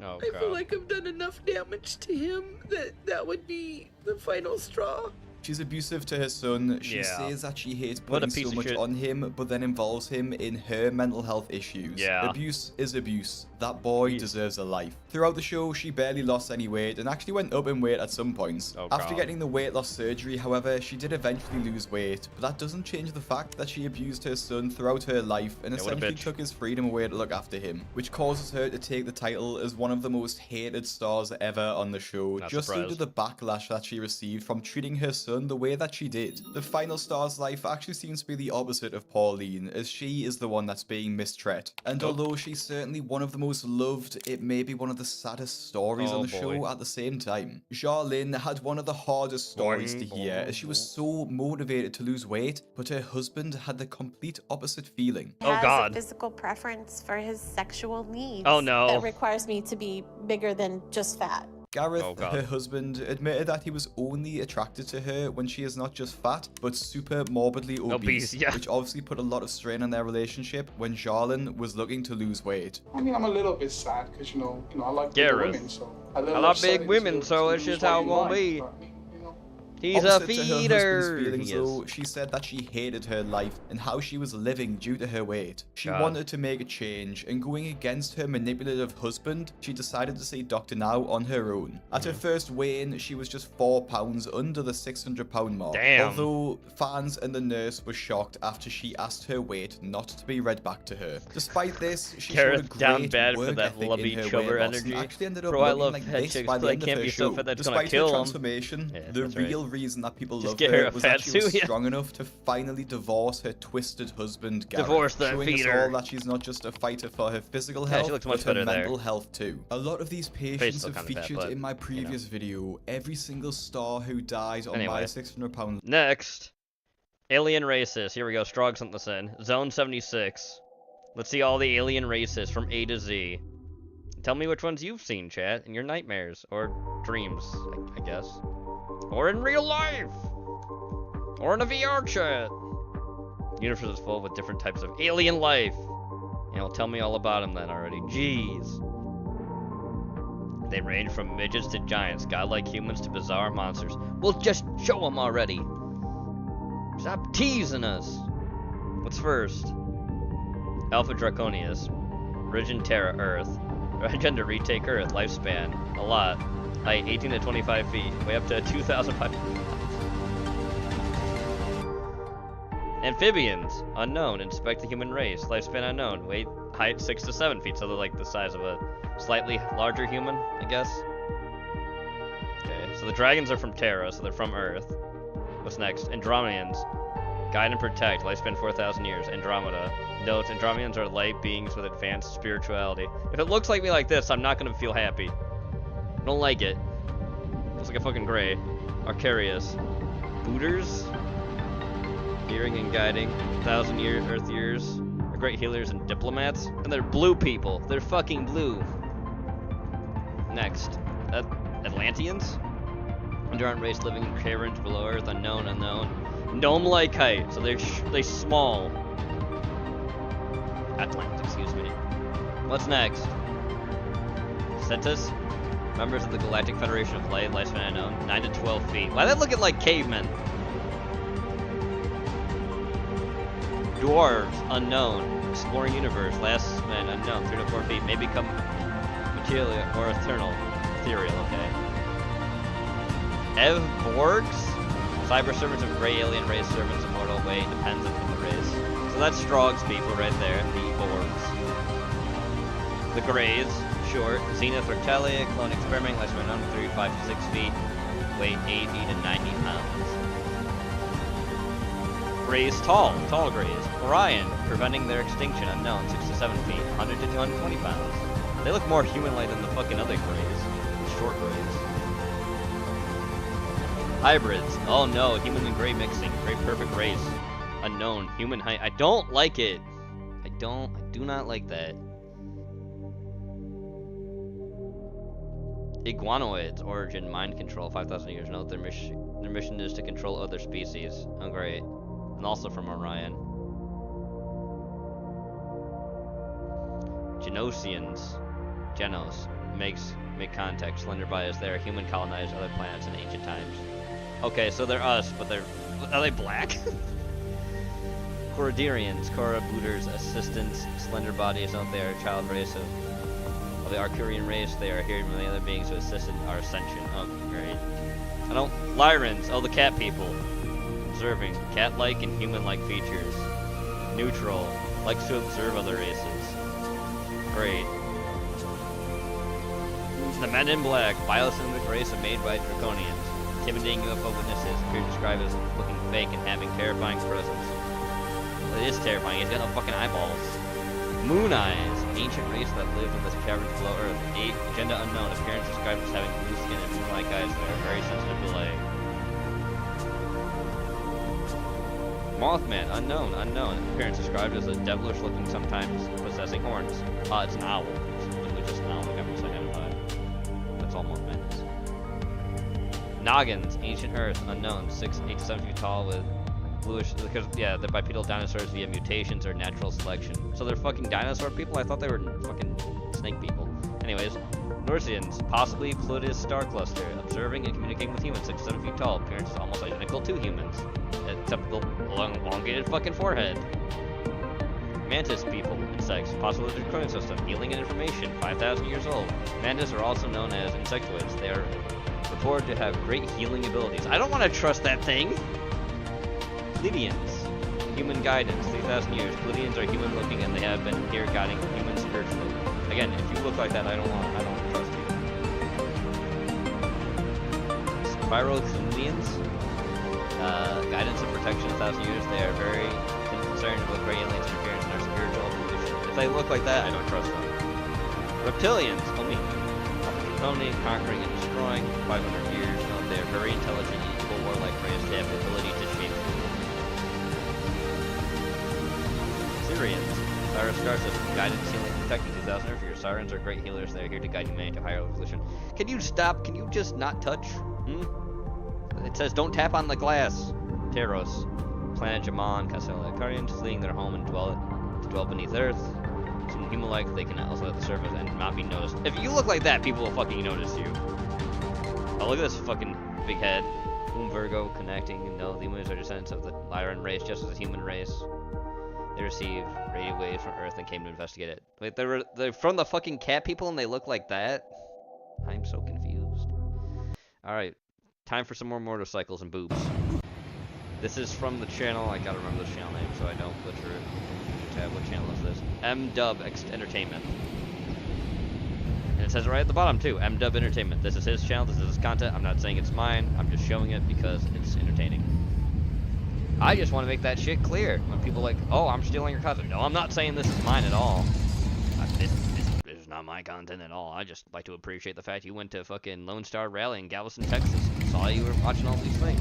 I'm just commenting over it because that's what I do. So please don't strike my channel because I picked this to views. And if you're cool, which I hope you are, then you don't mind, I'm showing your content to a small group of people that are my friends. Thank you. I'm never claiming this is mine, nor do I want to take any of your, ad revenue or anything else. I definitely recommend if you like this content, you should subscribe to this channel.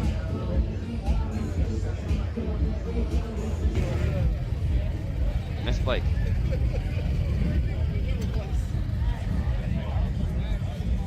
Can I get back up on it? Look at that colored bike.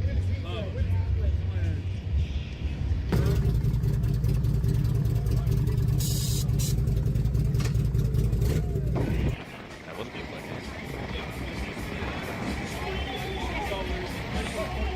watching. A lot of bikes though too.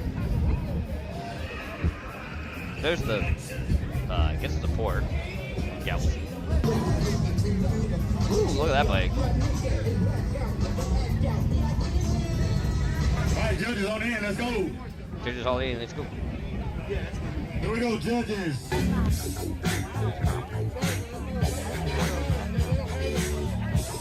That's Zap and Roger. Nice. Sorry, Sash. Freaking out a little bit because I was trying to pull a knot out of her fur. She don't like when I do that. It's almost out though. She's like one good tug and that knot's out, but she don't like it. It's like pulling hair on her person. So it's barely on there anymore. Josh got a lot of knots in the fur.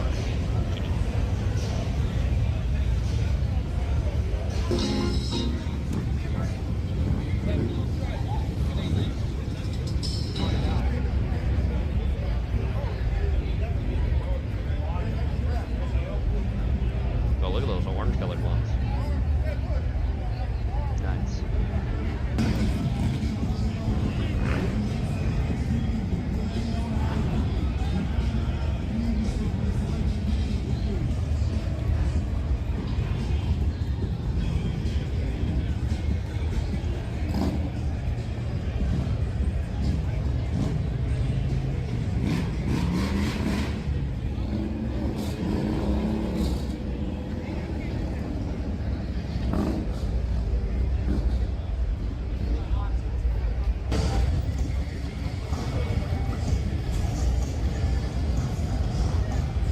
Get back whip on that bike.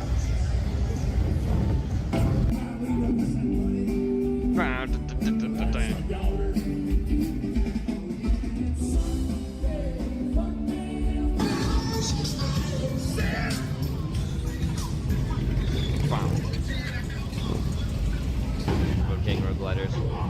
Today's. We're briefing it there.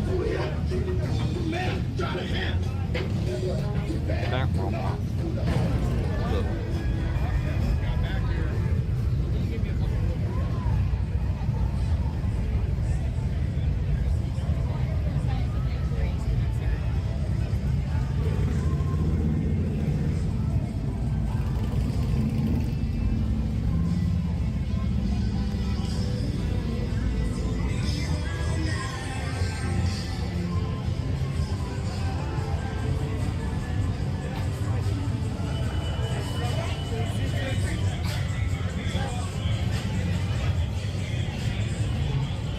What the fuck is that? It's a giant one.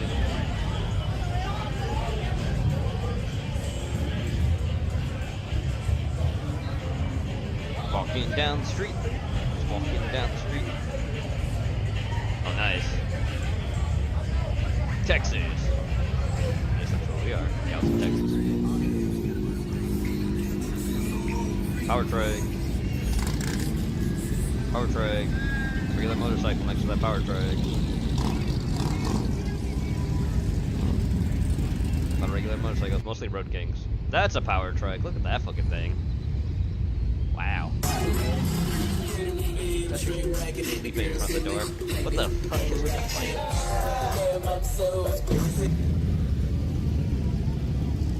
Road glider. Oh, look, crotch rocket, technically. Speed bike. Booty. Those Ekis.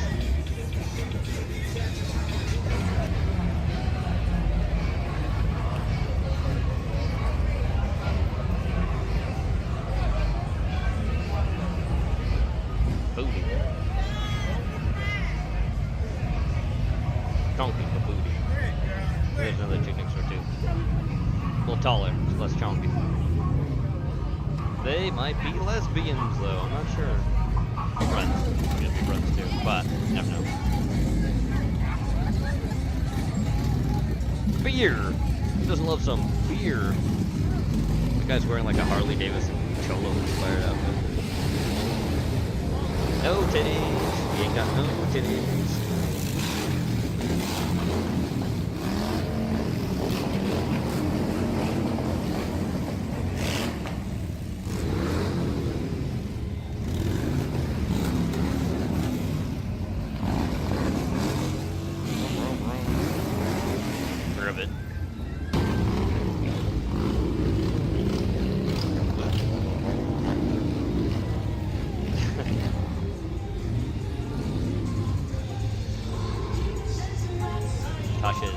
actually stepping in front of the door because she's moving and stretching slightly. She's opening the door a little bit. Badong. Most ladies had badong.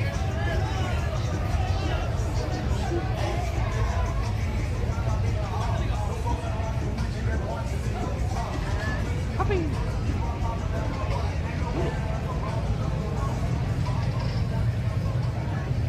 The guy who was filming is a little taller than most of the other people. Maybe. Yeah, he's definitely taller, that's for sure. That would be M-Dub Entertainment. I don't know his name. I mean, that's his channel name. Oh, that chick is skating down. Oh no, it's not even. What is that? It's one of those like. Oh, it's a wheel skate thing. Yeah, those things. I've seen those before. You got muscles. That's a muscle chick. Ape hangers, nice. Interesting yellow color. Black. Blacked out. Put it out really.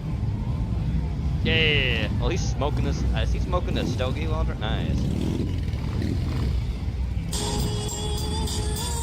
That's a power strike.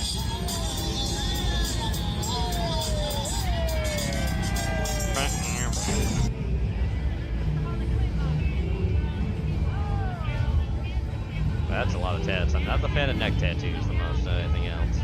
I don't like neck tattoos.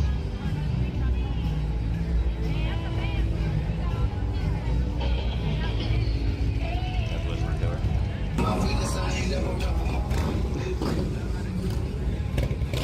Road King, Road King. That's a... Oh, he's got a selfie stick on there. He's smoking a cigar too. That guy also has a selfie stick. Nice. That's a soft tail. Technically, it's been really modified more quickly. A Road King, not this much. Modified. Nice. I like the making kind of. I like how they kind of make a lot of them. That's a soft tail. A lot of them start tending to look like either diner bikes or cruiser bikes. I like when they do that. I like that style. Custom job.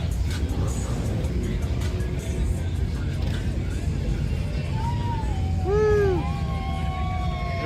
He's wearing a wolf skin fucking pelt. Look at him. Oh my, look at how small that bike is. Look at this dude. Look at this dude in a little crotch rocket. Look at that fucking thing. Look at that bike. Wow, look at that power trike. That's very, interesting.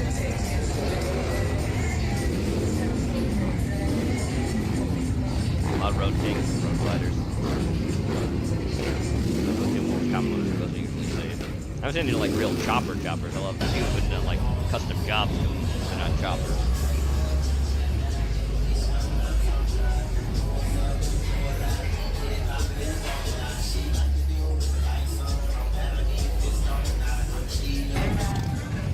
Look at that green. Damn, that pops.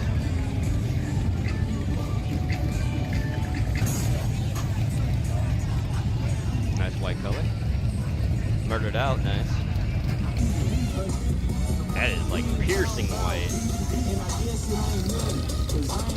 Oh, that has hydraulics on it too. Wow. Murdered out. Murdered out with some pink, sorry, purple highlights. Oh, look at that blue. Nice.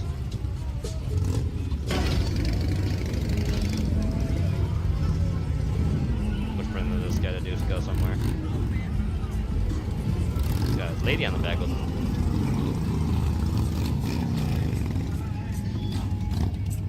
There's that guy. Booty. Looks like he's stand.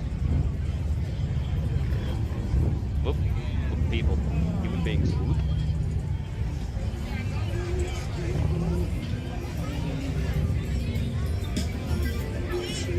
Is that an MC? Check it. I don't think it is, but it might be. Can't read it. It's really hard to read. It might be just style. A few people just have style like MCs than they really are. Oh, that guy's wearing an MC thing. What is his? What is that? It had an MC on it thing too, I saw.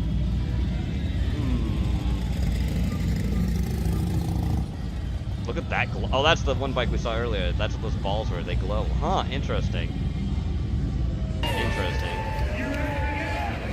Up here come the cops. What are they carrying? They're literally just carrying something down the street. What? Sheriff's there.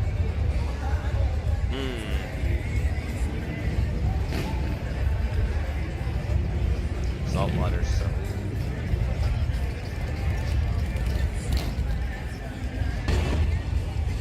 Oh shit, the sheriff's out. Thick tricks. Extra thick. Chonky. Oh, they got somebody. Guess someone's being a little too rowdy.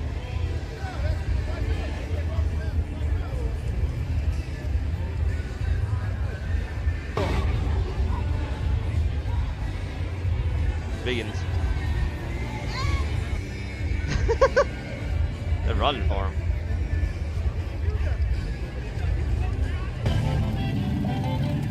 Mexican music. And she's definitely wearing cholo outfit stuff.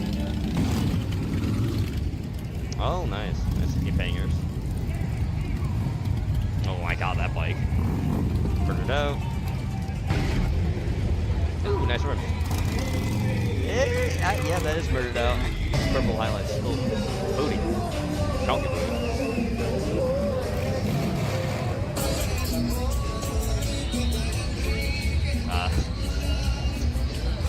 Definitely cholo music. Woo! Nice highlights on that one. The red looking cool. Someone's damn revving their engine hard. Booty. Damn. That is a mini skirt you are wearing, lady. I can see your button. Just made sourdough toast. Nice one. Alright, now let's get back to the spookies. Alaskan hunters. Here we go. When winter settles over Alaska, certain settlements in the far north experience a well-documented phenomenon seen in places like Barrow, where the sun can remain below the horizon for nearly 65 consecutive days. Oh boy. During this period, which lasts roughly from mid-November through late January, some towns become shrouded in continuous darkness. The absence of natural light not only reshapes daily life, but also alters human activity in these regions in its entirety. Visitor numbers drop sharply, to the point where virtually no vessel reaches their shores. Likewise, the movement of cars and trucks becomes a rare occurrence.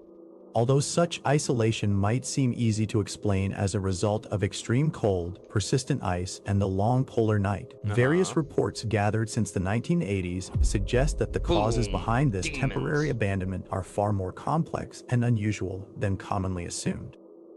As the darkness firmly takes hold over these communities, their streets and homes grow increasingly deserted. I think. Only those with the resources to endure more than 2 months without direct contact with the outside world remain. So guess why that nigga got suspended. Why he get suspended? Take a guess. Take a wild guess. He was stealing. From the safe. Wow, what an idiot. What a big old moron. Yeah. What a dumbass. I walked in because I wanted to get my free bread, and I didn't want it to be cold. And he's like, when are you coming back? When? Next week. I'm like, not the schedule, but like the second, he's like, fuck. Yeah. He's like, I have to work every single day now, and I'm like, that is ass. He's like, I'm off Thursday, thank God. Yeah. I'm like, yeah. He goes, bro. He's like, I don't even know who's going to be my co-manager. I'm like, well, I mean, I've already done 6 weeks of training. There's not really much more I really need to learn. No. And plus, most of my shifts, I'm not even learning shit. I'm just doing the shit. Yeah, exactly. Like, I know how to do inventory. Yeah. Like, I don't really know that. I don't need to schedule. That nigga's going to do schedule. So, like, I'm going to shoot my fucking corporate handler. I don't know what they're fucking called. Yeah, but I get what the you corporate mean. nigga. Yeah, I get what you mean. Send her a message like after this schedule and be like, hey, So they don't have a co-manager. I'm basically trained. Yeah. Is there any way I could just slot over there? Exactly. Like, because they need. I don't know what they other need. I They need need to do. help. Like, just they need help. They big time, dude. Yeah. So. Big time. They're down. Their best employee quit like the second my trainer left. Yeah. And now you got this nigga who's indefinitely suspended, and I'm like, bro, literally, just give me 2 days off a week. You can pick the 2 days, all right? Like, I don't really care. I'd rather be home and work my schedules around my co-host than completely, like, even the days that I get off early. Like, Wednesday, I get off at 9, right? I won't get home till like 9:30, 10 o'clock, which, don't get me wrong, we'll still have plenty of fucking videos for the stream. Yes. But it's just a dick kick that I don't need, you know? No, I get so, I don't know. I'm going to try to keep as much money as I can in the transfer, but I just wanted to tell you that fun story. I'm pulling home now. Let me go take off my pants, and then I'll be on stream. Okie doke. I will see you in a little bit. Alrighty. Back to the spooky. Full of documents and testimonies mention the presence of small groups who managed to survive by hunting unusual creatures whose appearance seems tied precisely to the complete absence of sunlight. In earlier times, local communities shared stories of beings reminiscent of the Walking Dead, human-like figures said to rise from their graves during this prolonged darkness and roam across the Arctic landscape. However, these tales appear to be traditional interpretations of a far more intricate biological phenomenon. Well, tell us all about Alaska it then. soil, especially in the vast stretches dominated by permafrost, harbors a range of microorganisms, bacteria, fungi, and viruses that are extraordinarily sensitive to sunlight. Under normal conditions, most of these organisms survive only a few seconds when exposed to daylight. However, during the roughly 2 months of complete darkness, they find the perfect environment to grow without restraint. Oh boy. According to available reports, some of these microorganisms may be capable of invading the bodies of animals and humans, whether dead or alive, altering their tissues. Oh, it's the Thing, but Alaska edition. And reshaping their organic structure to the point of producing visible, profound mutations. But these transformations would give rise to entities that move through certain towns during the polar night, driven by various behavioral patterns. Some appear motivated solely by the search for food, while others display far stranger tendencies, such as attaching themselves to wooden structures, infiltrating their fibers, and hardening there, effectively using abandoned houses as a kind of semi-organic shell or refuge throughout the long winter.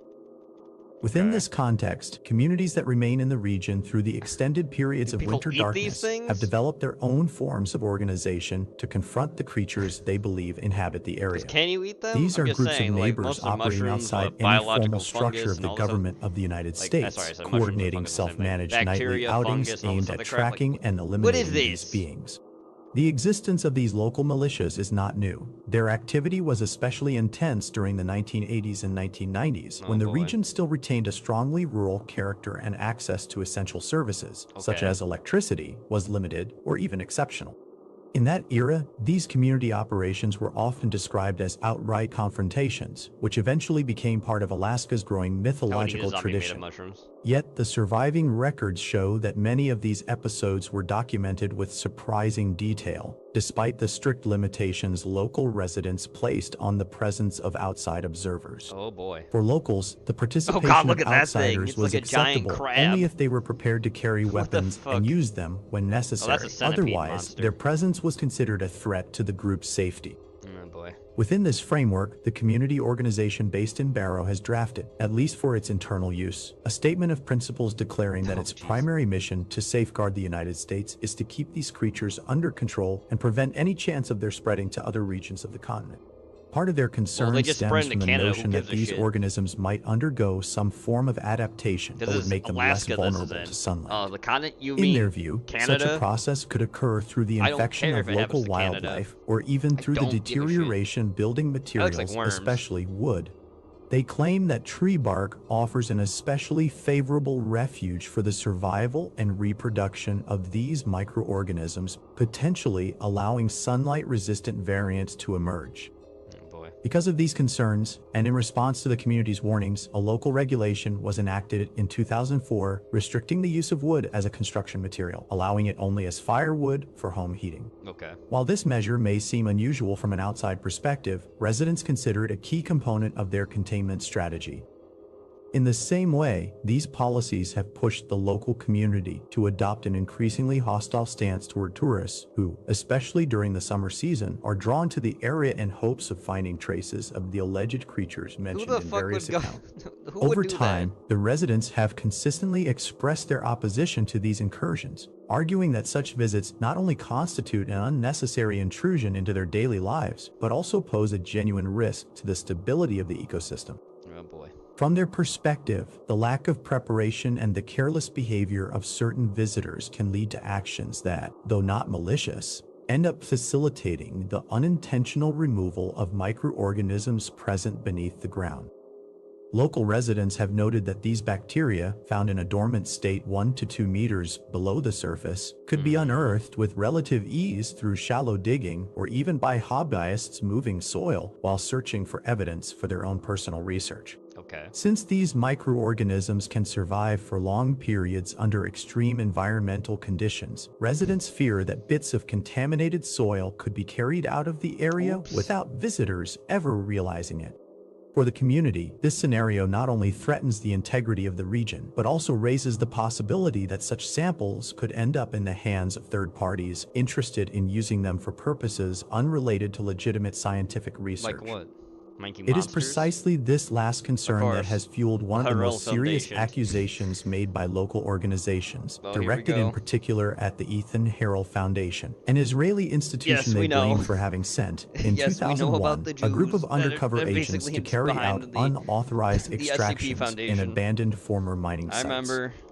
According to the testimonies collected from residents, these operations were conducted covertly and without notifying the proper authorities, which only deepened the community's mistrust and reinforced the belief that the area might be attracting interest for reasons that go beyond simple scientific curiosity. Following these events, a number of suspicions emerged regarding what might have happened to the samples allegedly taken during that incursion. Some residents, basing their claims on information circulated in international media, have suggested the possibility that certain attacks that occurred recently in the Middle East, events that have sparked global alarm, could be connected to the use of biological agents derived from these microorganisms.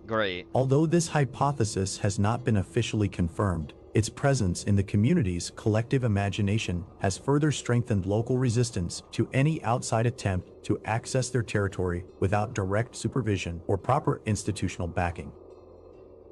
Okay, there's our last spooky for tonight. We're moving on past the spookies because we're gonna get to food. But first, before that, let's have a little, little idiocy.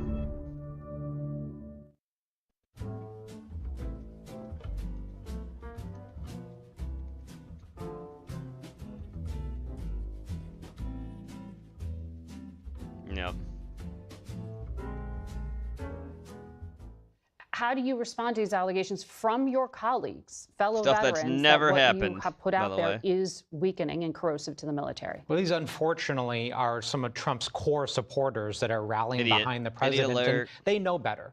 They know exactly the difference between lawful versus unlawful. We were very clear in the video that what we're talking about is unlawful orders. You have the president's spokesperson going into a press conference this past week and saying that we called for people to disobey lawful orders. They're simply lying because the truth is unacceptable to them. It's unacceptable. We wanted to start a conversation, and we did, about the dangerous rhetoric this president is using and the threats that he's made to use our military in an unlawful way. Specifically what? Well, send troops into Chicago, send troops into polling stations, kill terrorists' families, arrest and execute members of Congress, shoot peaceful protesters in Lafayette Square. Need I go on? He has a history of doing this. No, that's true. Things that never happened for 800. Answer. Daily Double. Hey, Creationist. And that's whose name is? Is that Creationist Cat?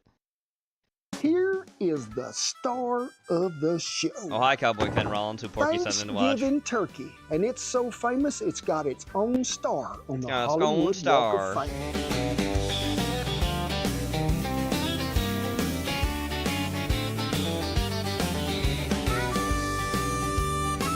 We're going to walk you through every tip and trick, whether you're doing it outside on the smoker or in the oven, to give you a turkey that is done to the right temperature, that, oh, is so juicy and moist and flavorful in every bite. I even got you a bonus too, a new side dish. Roasted Brussels sprouts with cranberry and roast balsamic Brussels in there sprouts. with it. And we've also got Cowboy a Ken holiday Rollins is so cake wholesome. that will beat pumpkin pie every day. And I have Every three damn day. things that you need to know right off the bat. Number one is we're going to use a brine for this turkey, because what's it's going to do?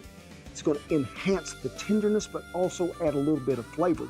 We're going to use a temperature probe because we do not want to have dry turkey. Nobody likes a dry turkey, I promise you. And number three, whether you're cooking it in the house or on the smoker, I'm going to have you the times and temps that you need to be cooking it at. You can't go get him the night before and hope he's going to be what? Thawed out and ready to go, unless you're a hunter and you're out there in the woods. I always get fresh turkey for Thanksgiving. And you hide because we got a butcher that does that shit for us. And you hear him in the distance. And then you shoot him. This one ain't froze. You ain't got to worry about.